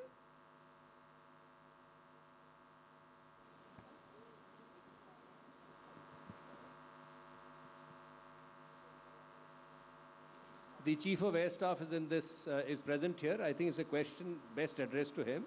I don't think we need to have any such apprehension. This is a fresh RFI designed for fresh purposes, and look at it like that. Ma'am, मैं संजय सिंह हूँ, राष्ट्रीय सहारा दिल्ली से। सबसे पहले तो मैं आपको बधाई देता हूँ इस शानदार आयोजन के लिए। मेरा सवाल ये है कि आपने बोला था परसों कि हमारी मिसाइलों में दूसरे देशों ने रुचि दिखाई है, तो ये कौन कौन से देश हैं और क्या इस एक्सपो में कोई डील होने की संभावना है? Thank you. मैं अगर बोल पाऊंगी तो उसी दिन बोलते। देश का नाम तो इतना खुलेआम बोल नहीं सकती हूँ उस विषय में। The question that was asked was, a few days ago I had mentioned that there is a lot of interest on Indian missiles in countries abroad, and we are engaging with them. அதாவது இந்தியாவில் உற்பத்தியாகக்கூடிய missiles ஏவுகணைகளுக்கு நிறைய வெளிநாட்டில் interest இருக்குது, அவங்க விரும்புகிறாங்க அப்படின்னு நான் 4 நாளுக்கு முன்னாடி சொல்லியிருந்தேன் எங்கேயோ. அது எந்தெந்த நாடுகளில் அந்த மாதிரி இன்ட்ரெஸ்ட் இருக்குன்னு நீங்கள் சொல்ல முடியுமான்னு கேட்குறாரு. நான் அந்த நாடுகளோட பேர் எடுக்க முடிஞ்சால் அன்றைக்கே எடுத்து சொல்லியிருந்திருப்பேன். பப்ளிக்கில் எடுக்கக்கூடிய விஷயம் இல்லை, வெளிநாடுகள்னு அதுக்கு தான் பொதுவாக சொல்லியிருந்தேன். इसीलिए मैंने तो जनरली बोला कि बहुत विदेश में इसके ऊपर रुचि है. आप सही कह रहे हैं, मगर खुलेआम उनके नाम में बोल नहीं पाऊंगी, क्षमा कीजिए. Yes, ma'am. I'm Ghazala Wahab from Force Magazine. My question is, where will the next DEFEXPO be held? Will Chennai be a permanent location, or will it shift to the next defense industrial corridor? I have next to me Raksha Rajya Mantri, who hails from Maharashtra. I'm sure he will also be planning that he should have it in Maharashtra. I don't think any of us go on the basis of I belong to a state, I should go there. If that's the case, I should also think of being, because I'm an MP from Karnataka, I should hold it in Karnataka. And I wouldn't mind holding it in Karnataka. Karnataka, unfortunately, has elections going on now. Elections are on in Karnataka. So I'm not sure our decision-making is based on, I belong to a state, I have to go there. If that's the case, I should be looking after Andhra Pradesh, I should be looking after Karnataka and also Tamil Nadu and so on. No, I think the larger interest of where is it possible to have one of the best exhibitions done, and what are the other factors which will go into it, and so on. So whichever state fits the bill for that, we'll go there. Madam? Well, on the question of having a permanent location for Defense Expo, nothing has been thought out as yet. Madam? Snehesh? Ma'am, Snehesh here from Republic TV. Ma'am, Snehesh here from Republic TV. You mentioned that... Mike, please. Yeah, the Secretary mentioned that the first RFI under the strategic partnership has been rolled out. So how is it different from the MMRCA contract, and would all fighters undergo the same set of trials all over again? Hello? Yeah. So how different is the current RFI from the MMRCA, and would all aircraft undergo the same set of trials, because some have already undergone trial earlier? And the second question is to the DRDO chief. The QRSAM was tested on Monday. What has been the status of that missile test? Yeah, it is a trial testing. We have met parameters, whatever we're looking for, partially. We have not completed it. We have yet to go through that. Much more experiments are to be conducted. Madam, on the question of, again, the RFI and MMRC RFI, why don't you go through it and take a look, and if you have specific questions on what you want me to address, on how is it different or not different, I'm open to answers. Madam, Jaikumar Raj TV, அதாவது பிரதமர் நாளைக்கு வந்து கண்காட்சி தொடங்கி வைக்கிறான்னு சொல்லியிருந்தீங்க. அந்த கண்காட்சி schedule ஏதாவது டைம் சேஞ்ச் இருக்கா மேடம்? இல்லை அதாவது நீங்கள் ஏற்கனவே அறிவிச்ச ஷெட்யூல் இருக்கா மேடம்? எனக்கு தெரிஞ்ச ஷெட்யூலில் டைமிங்கில் மாறுதல் ஒன்றுமே இல்லை. Ajay? Ma'am. Yeah. This side, madam. I'm Ajay Shukla from Business Standard. It was mentioned that we've got a special exhibit of made in India weapon systems that are being displayed on DEFEXPO, and you're hoping that that will increase imports and draw attention to our defense capabilities. But as everybody knows, including you, a serious problem is our own military's unwillingness to accept it made in India weapon platforms. The Arjun tank, the LCA, the Akash, they've all been inducted in very limited quantities, unlikely to make a global splash. Is there any steps that you have or any measures that you're taking, and if so, what, to prevail upon our own military to start using made in India systems?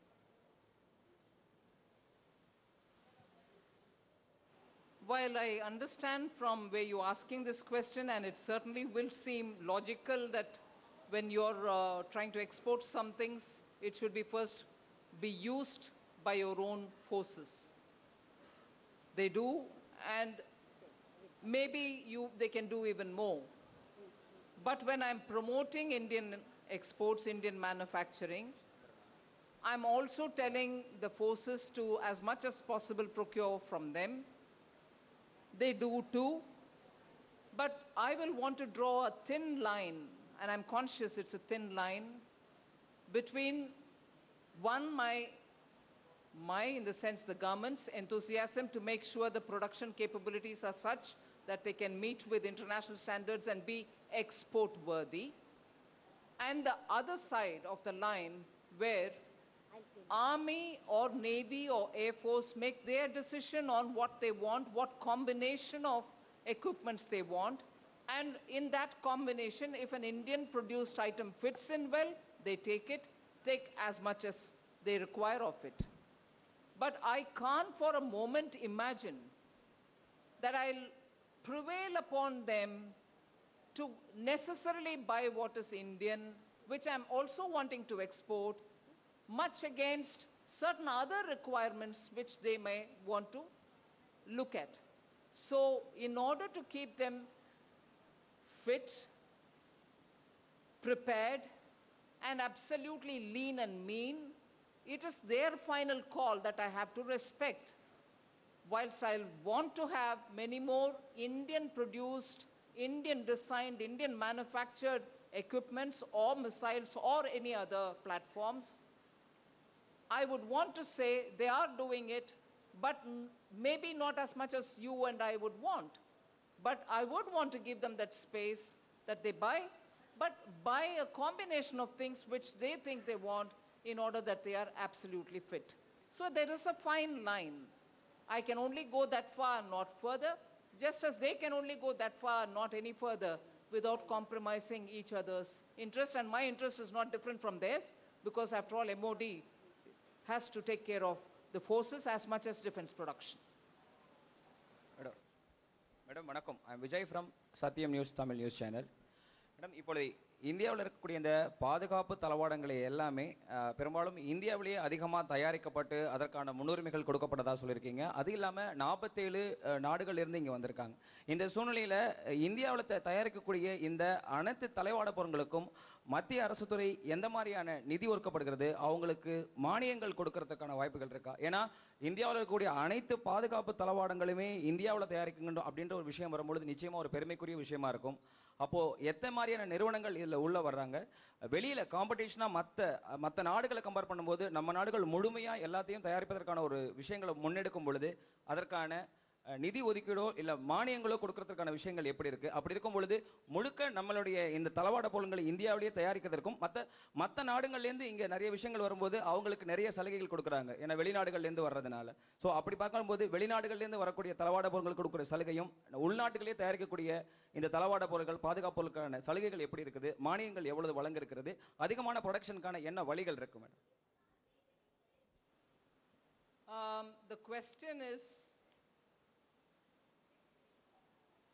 he is eager to know if for those who are getting, or if for those who are manufacturing defense equipments in India,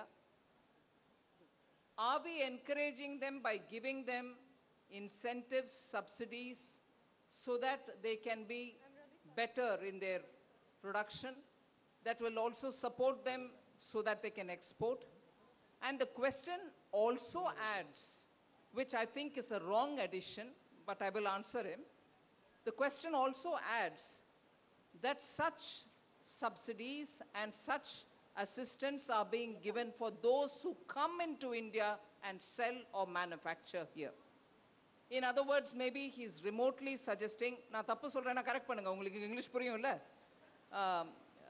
maybe he's suggesting somewhere that they may not be, or currently there is not a level playing field.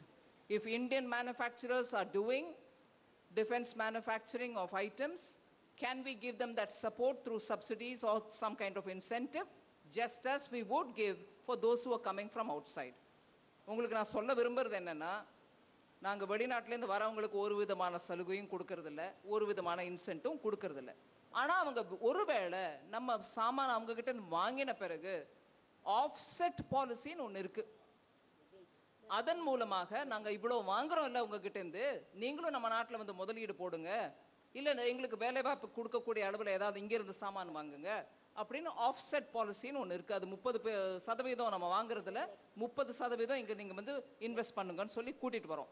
அது சலுகை இல்லை. நம்ம வாங்குறதுனால அவங்களை இங்கே வந்து வைக்க சொல்கிறோம், இல்லை வந்து யாரோடையாவது சேர்ந்து கலந்து மேனுஃபேக்சர் பண்ண சொல்கிறோம். அது சலுகை இல்லைங்க. ஒன்று. ரெண்டாவது, நம்ம நாட்டிலே உற்பத்தி பண்ணுறாங்க, நம்ம நாட்டிலே உற்பத்தி பண்ணி ஏற்றுமதி பண்ணக்கூடிய தகுதி இருக்கிறவங்களா இருந்தாங்கன்னா அவங்களுக்கு ஏன் சலுகை கொடுக்கக்கூடாது அப்படின்ற மாதிரி நீங்கள் கேட்குறீங்க. சலுகைங்கிற வார்த்தை இன்னைக்கு தேதியில் உலகளவில் பலவிதமாக கொடுக்கப்படுகிறது. நீ ஏற்றுமதி பண்ணுற அதனால சலுகை கொடுக்குறேன் அப்படின்னு சொன்னால் அது WTO ரூலுக்கு எகேன்ஸ்டாக இருக்கும். ஆனால் நீங்கள் சலுகை வேறு விதமாக கொடுக்கணுமா கொடுங்க, அதை தடுத்து நிற்கிறதுக்கு யாருமே இல்லை. அதனால் WTOட நிர்பந்தத்தினால நம்ம சலுகை கொடுக்கறது இல்லைன்னு எடுத்துக்க வேண்டாம். சலுகை கொடுப்போம். ஆனால் அது ஏற்றுமதி பண்ணுறதுக்கு டைரெக்டாக ஏற்றுமதிக்கு கொடுக்கறது இல்லை, வேறு விதமாக கொடுக்கலாம். அது வெளிநாட்டிலேருந்து வரவங்களுக்கு நாங்கள் எந்த விதமான சலுகையும் இப்போ வரைக்கும் கொடுக்கவும் மாட்டோம். இப்போதைக்கு பாலிசி அந்த மாதிரி இல்லை. அதனால் ஆஃப்செட் பாலிசியை நீங்கள் சலுகையோட கன்ஃபியூஸ் பண்ணிக்காதீங்க. I hope my answer in Tamil is all right. Do you want me to repeat it in English? All right. Next, please. Excuse me, ma'am. Next, please. Yes. Yeah. We'll come one by one, please. I'm Danveer from Indian Defense Review. And Keep the mic closer. I'm Danveer from Indian Defense Review.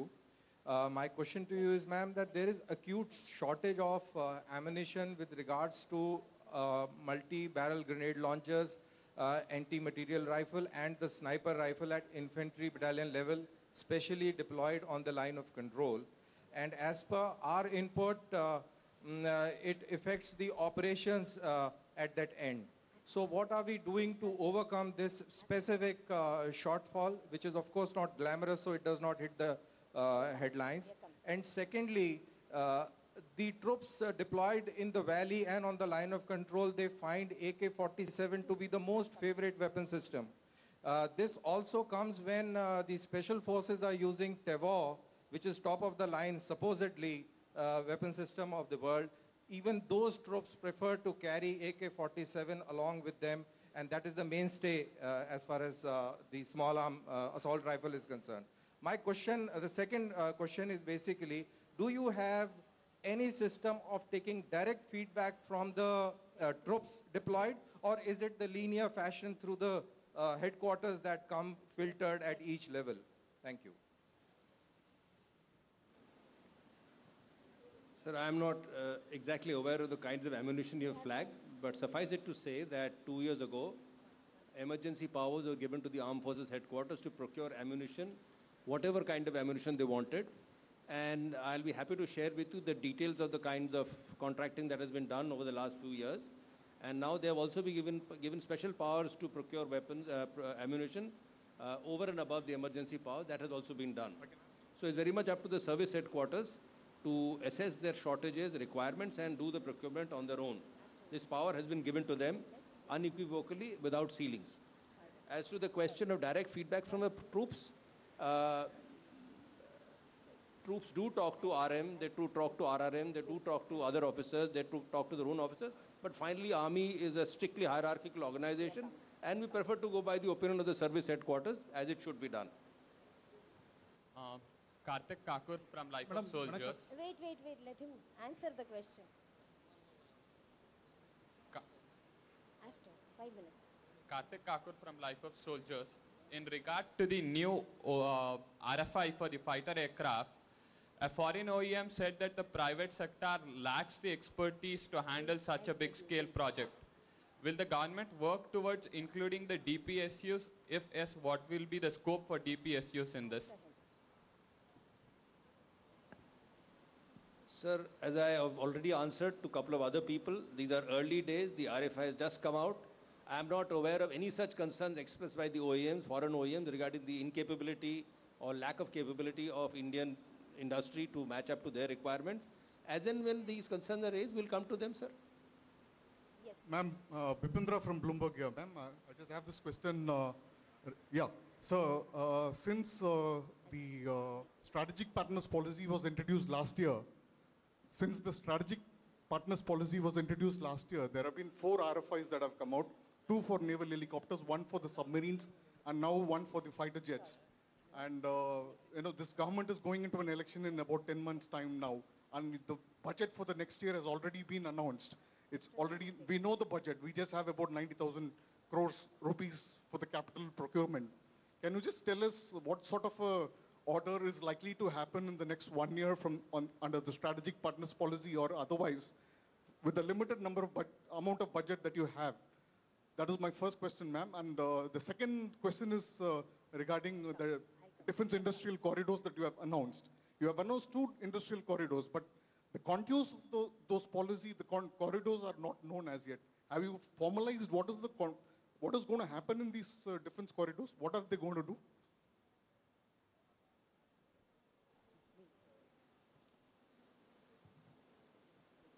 Sir, the strategic partnership is at a preliminary stage. We have brought out the RFIs. They have to be evaluated. They have to go through a long process, evaluation and consultation. We have to look at, transfer of technology. We have to look at the Make in India aspect. So, question of orders next year, I am afraid, is a little premature. And so, thank you. Ma'am, Rahul Singh this side from Hindustan Times. On the defense industry corridor, after the announcement of the two defense industry corridor in the budget speech, we have immediately initiated the process of taking industry feedback on what are the things that will make the ecosystem grow best in those areas.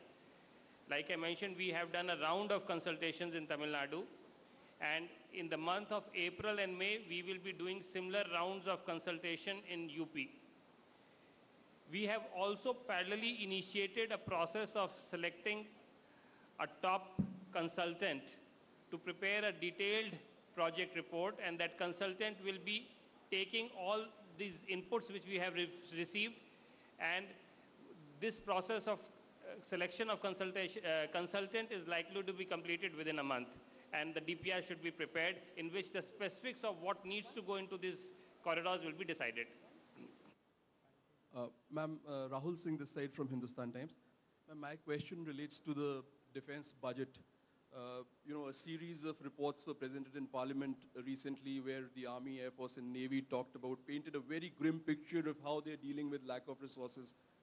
They talked about the possibility of a two-front war. They talked about how our neighbors are swiftly modernizing and how we don't have the funds. The Defense Secretary just talked about the powers of the Vice Chiefs being increased to, for emergency procurement, but the Vice Chief himself says that there's no provision for that money. How serious is this situation, considering we are looking at two hostile neighbors and we need to build capabilities very swiftly? Two things happened before DEFEXPO. One was the award of an order for the bulletproof jackets, 1.86 lakhs, and the RFI.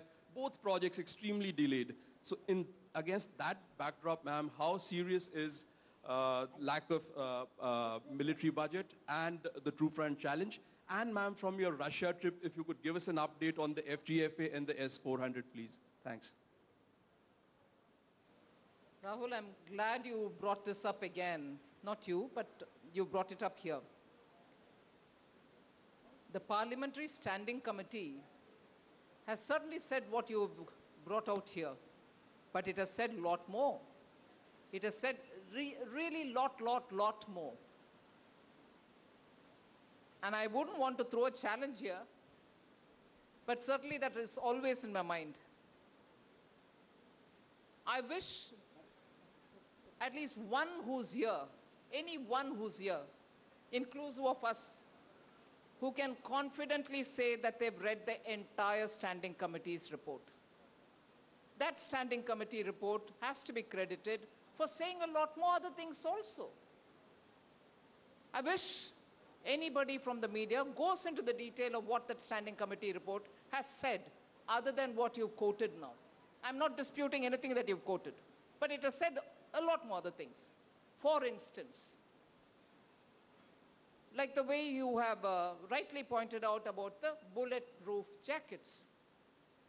Raksha Rajya Mantri, in his reply in the Parliament, and also mentioned in the Standing Committee's report which you're referring to, clearly there is a statement saying a certain quantity of the bulletproof jackets have already been delivered. That's because action has already been taken on that front. It's not over-the-counter stuff that I can buy it and deliver it the next day, now that I've seen the Standing Committee report. Action had already been taken. And you also have seen probably in the recent past, probably in the last two or 3 days, there's a lot of media report on that, that an Indian company has been given the order for manufacturing a large quantity of bulletproof jackets. That again couldn't have been after I saw the Standing Committee report. So things are happening in the ministry. And I would want to credit the Vice Chief, whose statement that you are quoting, which I understand media can quote, has also said a lot more things about how he's been given the powers now under emergency, which is what the Secretary also referred to. He's been given enough financial powers to procure that which he thinks is immediate and emergency requirement. So the Standing Committee report has many other things also.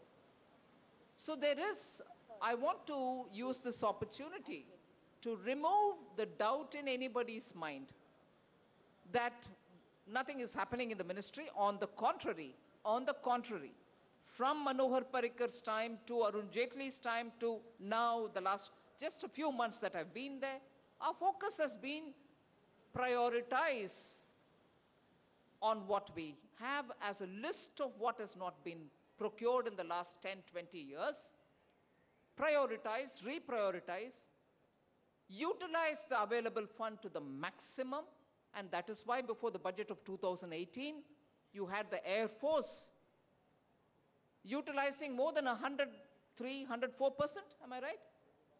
Of all the resources which was given to them. Was that possible otherwise? Decisions are being made. And the army, before the budget, had already utilized 98% of its budget. And mind you, nowadays budgets are presented earlier and not on 31st March or 29th February. So utilization is critical to budget being utilized fully and being utilized for procurement fully. And therefore, I would want in this bahana, in this excuse, I would want to suggest and invite all of us to please read the Standing Committee report in full. You'll probably get to know a lot more, which will enable us to answer a lot more on what's happening in the ministry. Next. Ma'am, vanakkam ma'am. Ma'am, Velmurugan from News 18, ma'am. Ma'am, inge. You're finished. Russia, maybe this is not my best of times to sit here in the media with the other appointments. I can meet with the media sometime in Delhi to talk in detail about what we've followed up in Russia. I'm glad to say the Russian delegation is here. You can also interact with them. I'm also glad to say that we've had a very fruitful meeting in Russia. I've met up with the Deputy Prime Minister. I've met up with my counterpart, Defense Minister, Mr. Shoigu. I've also met up with the Defense Production Minister, and therefore I can say that it was one of the very useful visits. The details, of course, I can talk to you when you are back in Delhi. Hello, ma'am. Vanakkam, ma'am. Velmurugan from News 18, Tamil Nadu. அதாவது 47 நாடுகளுக்கு மேலாக இந்த defence எக்ஸ்போவில் பங்கேற்றிருக்காங்க. சீனா ஏன் பங்கேற்கல? நீங்கள் அழைப்பு விடுத்தும் ஏன் நிராகரிச்சிருக்கிறாங்க? அமெரிக்க ஏகாதிபத்தியத்திற்கு கீழே வரக்கூடிய நாடுகள் ஒரு அணியாக சேரக்கூடிய ஒரு வாய்ப்பு இருக்கா? அப்படிப்பட்ட ஒரு சூழலை ஏற்படுத்துறீங்களா? தொடர்ந்து அருணாச்சல பிரதேசம் உள்ளிட்ட இடங்களில் ஒரு ஆபத்தான ஒரு சூழ்நிலை இருக்குது. இந்த டிஃபென்ஸ் எக்ஸ்போ அதை வலிமைப்படுத்துவதற்காக பயன்படக்கூடிய ஒரு டிஃபென்ஸ் எக்ஸ்போவாக இருக்குமா? சீனாவுடன் நீங்கள் இந்த மாதிரியான ஒரு அணுகுமுறை, பிரிவினை ஒரு அணுகுமுறை ஏன் ஏற்படுது? தொடர்ச்சியாக நரேந்திர மோடி அவர்கள் பலமுறை சீனாவுக்கு சென்று ஒப்பந்தங்களில் கையெழுத்திட்டிருக்கிறாரு. அப்படிப்பட்ட சூழ்நிலையில் சீனா இந்தியாவுக்கு இந்த டிஃபென்ஸ் எக்ஸ்போவுக்கு வராதற்கான காரணங்கள் என்ன?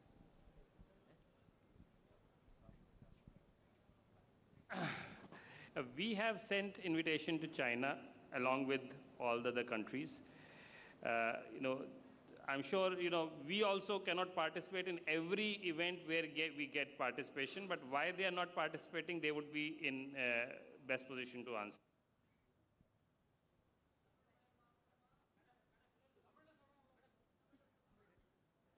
நாங்க பல நாடுகளுக்கு இன்விடேஷன் அனுப்புறோம், எல்லாரையும் வரும்படியா கோரிக்கிறோம்.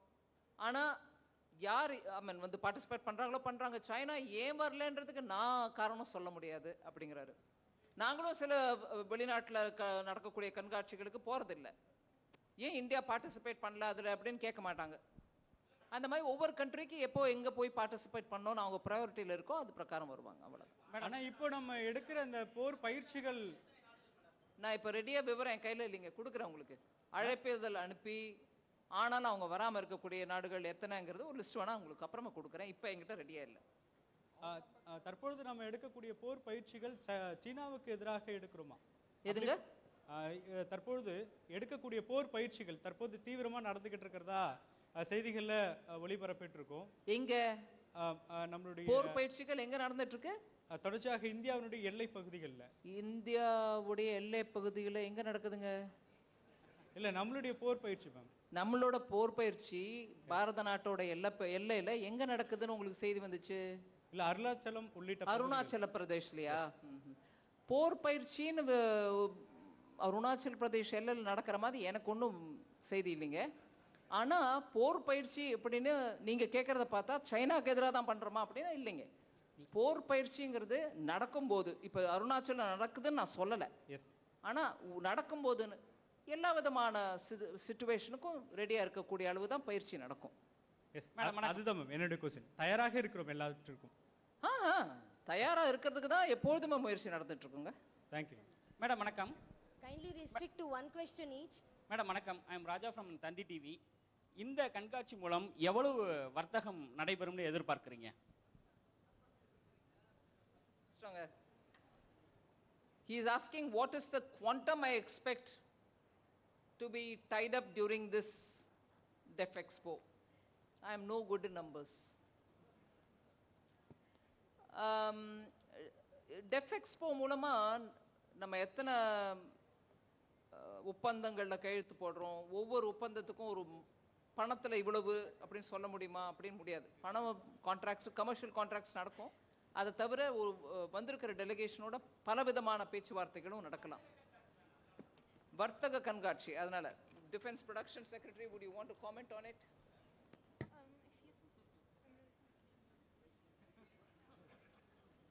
Ma'am, there are a lot of commercial agreements and discussions going on. The result of it happens over a period of time.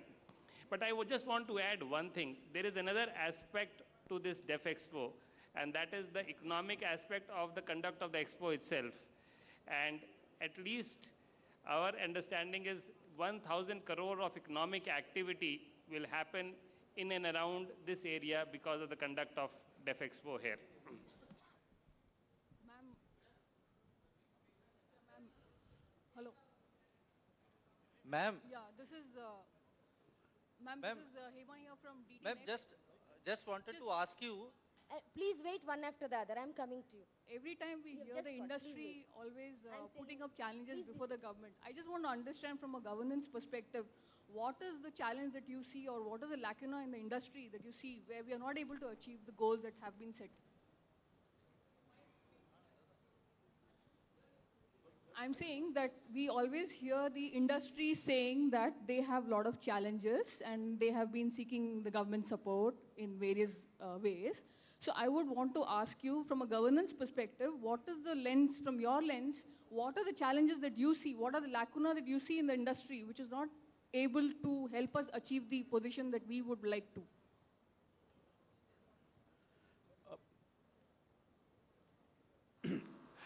Defense production, when you take it, there is no surety till we complete the product. That means one has to work for a longer period. Whereas a car manufacturer goes through a survey himself and he knows for himself what is the quantum required. Here, unless otherwise we make the product, go through the process of testing, user trial, which takes a long drawn process. After that only the production order comes in. So that is one of the gestation period which industry should take care of it. I somehow find some of the industries ask me right in the first day, I am working with you, what is the number of product is to be bought? I cannot give that answer sometime. But Madam has created a new para 72 by which that we are able to tell, in case you and I work together and succeed, this is the quantum wanted. I'm sure with that, a lot of other hurdles can be removed. Nirmala ji, Pallav Bagla from the Science Magazine and Science Editor, New Delhi Television. Two short questions, ma'am. The Prime Minister speaks of a new India, and the world is also heading for a new world order. What is the role of unmanned vehicles and drones in Indian armament production? If I may add my opinion, it seems we are dragging our feet on unmanned stuff. And the second question to you, what is the status of the INS Arihant and the related nuclear powered submarines and the whole assembly which goes with it?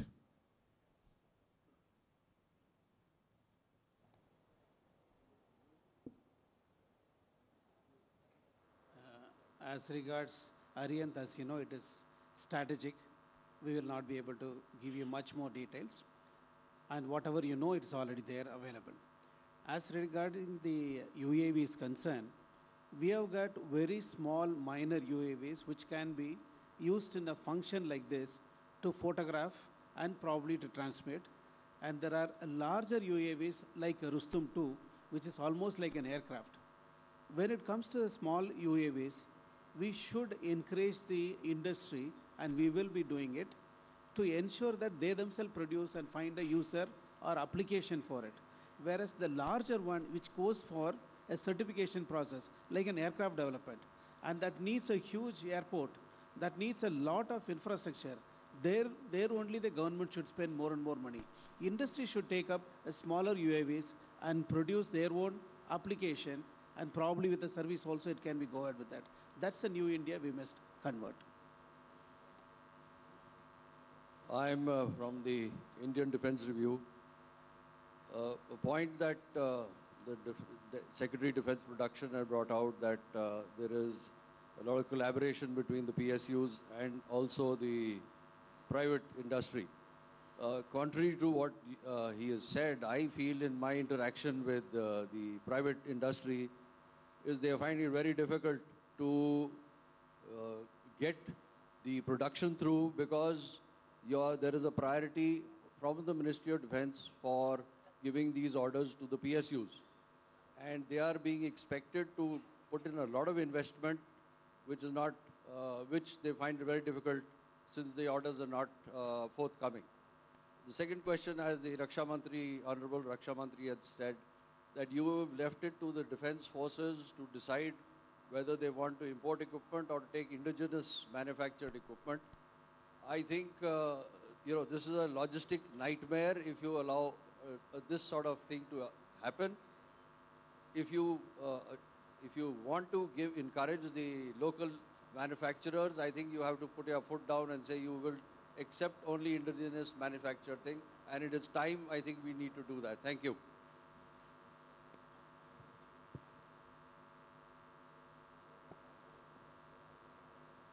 Sir, there are many private sector companies in India which do a solid amount of business in the defense sector, irrespective of what the PSUs are doing. Each have made their own niche, and as far as I can name a lot of them, but I do not wish to, who have very large footprints in the defense sector. There is the question of bias towards PSU does not really exist. In fact, we have actually opened up the sector hugely. We set up a tariff levelization policy last year. We have taken off number of nearly more than 100 products from the OFP list. So there is a lot of scope, but as my colleague Dr. Christopher had said, there is an issue of not being able to see an assured order book in the future till such time your equipment is manufactured and tested according to the requirements of this armed force that is going to use it. And that guarantee nobody can give. Not even the PSUs can give that guarantee. Not even foreign manufacturers can give that guarantee. Suffice it to say that, sir, we understand the issues of the private sector. Recently, a large number of such steps have been taken. In fact, as Dr. Christopher mentioned, we have said that anybody who has a good product that he has developed on his own is most welcome to come to us and put it through the testing protocol. If it passes, and if he is a sole player, we'll give him an order, provided we need that thing, And if he's not the sole player, if there's more than one, we'll go for a price bid. So this is a huge step that we have taken, that if you have a good product, it meets our requirements, sir, we will buy it. And of course, as needless to say, if we need it. So, sir, we are aware of the concerns that you've raised. You have raised these concerns repeatedly in your publication.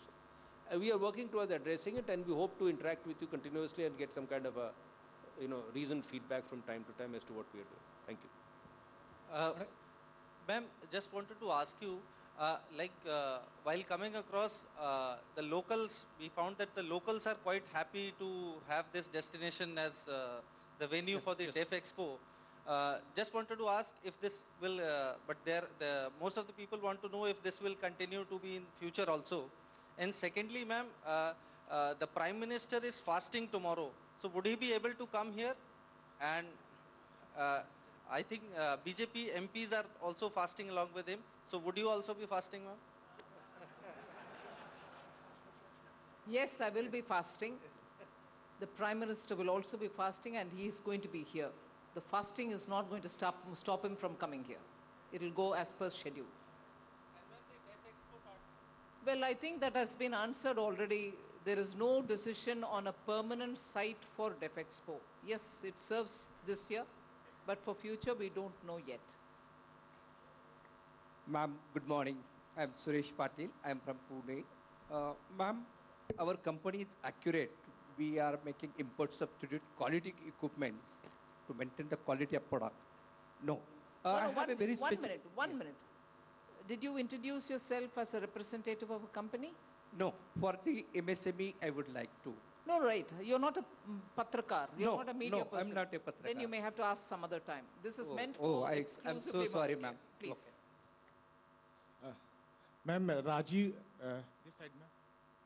Ma'am, this side. Rajiv Ranjan NDTV India defence expo का ma'am 10th edition है ये, लेकिन उसके बावजूद जो कई सारी report आती है, इंडिया जो है सबसे बड़ा इंपोर्टर डिफेंस मैन्युफैक्चरिंग का बना हुआ है हथियारों का. तो ये जो एक्सपो लगा हुआ है कितना फ़ायदेमंद आपको लगता है? कब ऐसा हो जाएगा कि बैलेंस जो हो पाएगा कि हम ज़्यादा हथियार खरीदें नहीं बल्कि बनाएं, एक्सपोर्ट करें?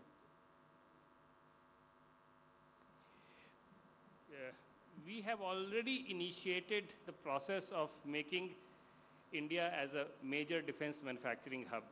The draft policy, defense production policy, which has been released for consultation, actually envisions that by 2025, we should be we would have gone from importer to exporter.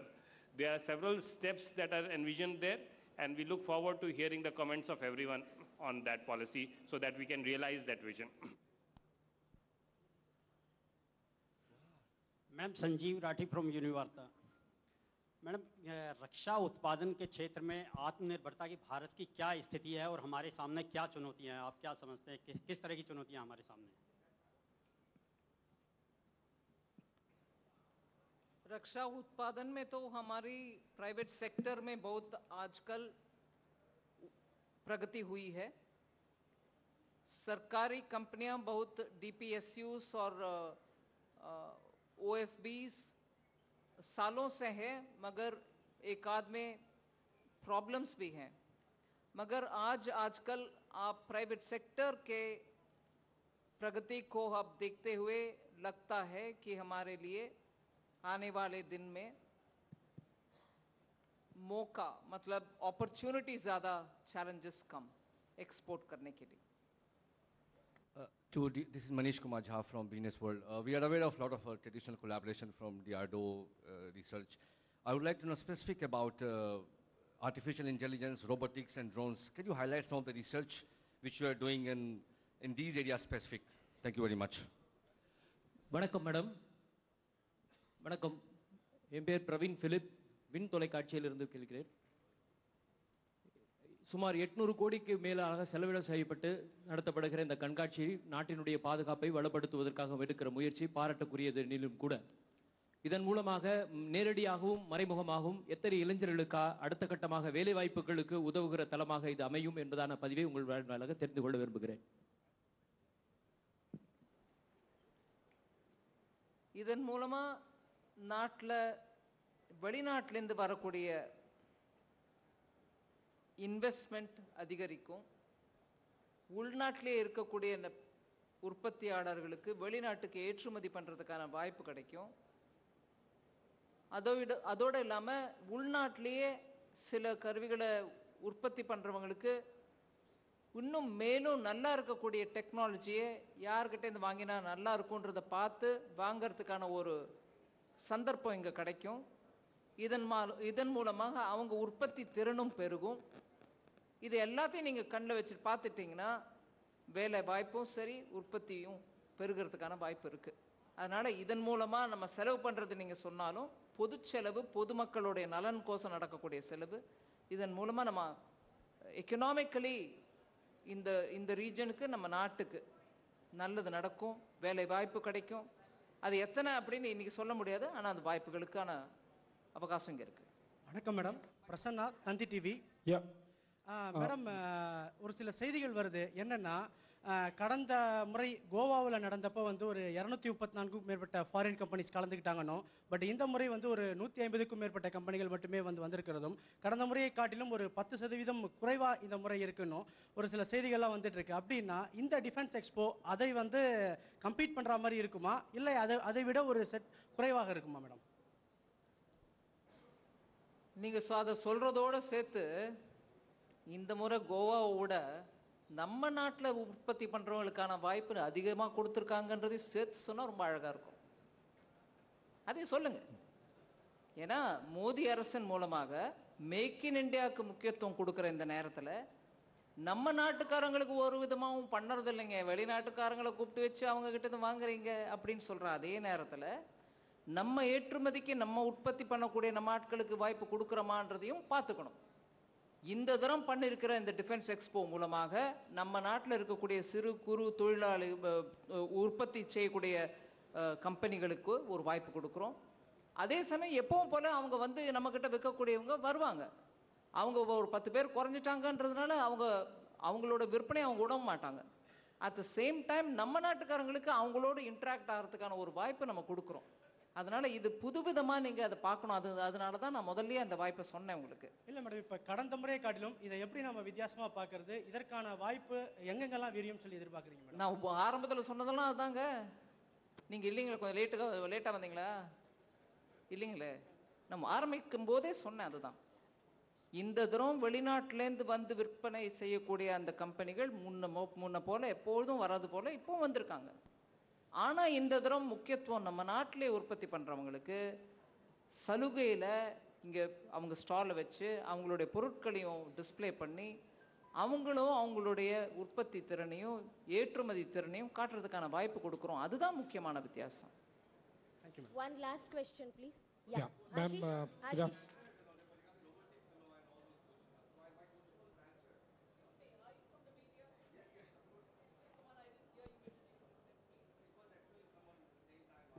Okay. I didn't hear. You may have said it. I didn't hear your introduction. Would you please repeat it? And for every question, answers given the way in which the panel feels fit. Yes. We would have heard your question. Silence could be the answer. And if you want an answer further than that, that's it. Please introduce yourself again. Yeah, this is Manish Kumar from Business World. Business World. Business World, yeah. Thank So you. I asked a specific question yes, about... we know you asked a question on artificial intelligence. We heard it. Thank you. Thank you very much. Yeah. Good afternoon, ma'am. This is Ashish from NewsX. The allocation in the budget for defense, in terms of number, is slightly better as compared to last year. But if you see in terms of percentage vis-a-vis GDP of the country, it's as low as something, say, the lowest in last half a century. How hopeful you are that you will be able to increase the budget allocation with the finance ministry for the upcoming years? There's a lot of conclusion being drawn in the industry, both in the PSU and in the private sectors as well, that maybe because the government has entered into the election mode, so the defense is not in the priority as it was the last 4 years. And second, I have asked this question to all the 3 chiefs, but as the defense minister, how imminent this threat of 2 or 2.5 front war is, and how prepared we are for it? Sir, on the question of resources, sir, let me assure you that resources are adequate at this point of time. In addition, just to supplement your figure about the percentage of GDP, nearly 33% of Government of India's this year's capital budget has been earmarked for defense. I repeat, sir, 33% of Government of India's capital expenditure has been reserved for defense. That's a very large amount, sir. GDP, I am afraid, may not be a good numeraire to determine the allocation for defense. Let's not get into the details. Suffice it to say, sir, whatever the armed forces need to maintain and keep up their operational capability, we have provided the resources. Last year and the year before that were the only 2 years in the recent history that we have fully managed to utilize our existing allocation. That has also to be kept in mind. So this year the allocation has gone up, and we entirely hope to fully utilize that allocation, keeping in view our overall priorities. We need to prioritize the requirement. Just to say that we should match whatever the US does or China does or whatever it does needs to also factor in the economic, size of the economy as a whole and the size of, their business dealings as a whole. So their resources are not a problem as far as the armed forces are concerned. I reiterate that again and again, whether it's for ammunition, whether it's for capital equipment. On behalf of Secretary Defense Production and Department of Public Relations, I would like to thank Madam Nirmala Sitharaman, Honorable Defense Minister of India, for having addressed the press conference and answered all the queries very patiently.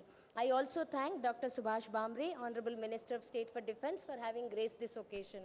Special thanks to Defense Secretary Shri Sanjay Mitra and Dr. Christopher, Secretary DRDO, for being with us in this press meet and answering queries. Thanks are also due to Secretary Defense Production and his entire team for organizing this event. I shall be failing in my duty if I don't thank HAL authorities and Viscraft and my entire DPR team for relentlessly working this to make this happen. And special thanks to Doordarshan and ANI for live streaming this. Last but not the least, sincere and heartfelt thanks to all the media friends for having acceded to our request and making it in large numbers. I must say that as on date, we have more than 1,000 media registrations to participate in the Defense Expo. And in large numbers, you have participated. Thank you very much. Thank you one and all for being with us. And now I invite all of you to join us for lunch at ITC Chola. May I request the media friends to kindly display the passes while entering. The media is requested to show the ID card, enter ITC Chola for dinner, for lunch with RM, please.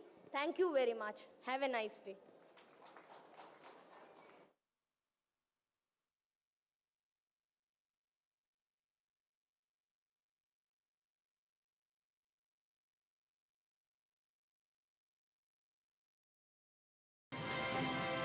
Pothigai சமூகத்தின் மகிழ்ச்சி. 701 அரங்கங்கள், 539 இந்திய அரங்கங்கள், 162 வெளிநாட்டு அரங்கங்கள். DEFEXPO18.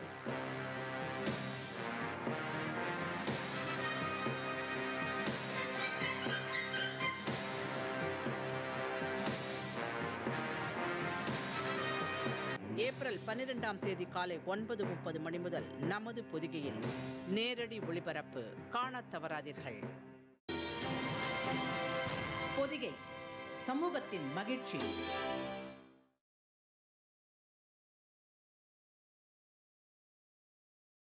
Gold winner வழங்கும் ஆரோக்கியமான சுவையோ சுவை.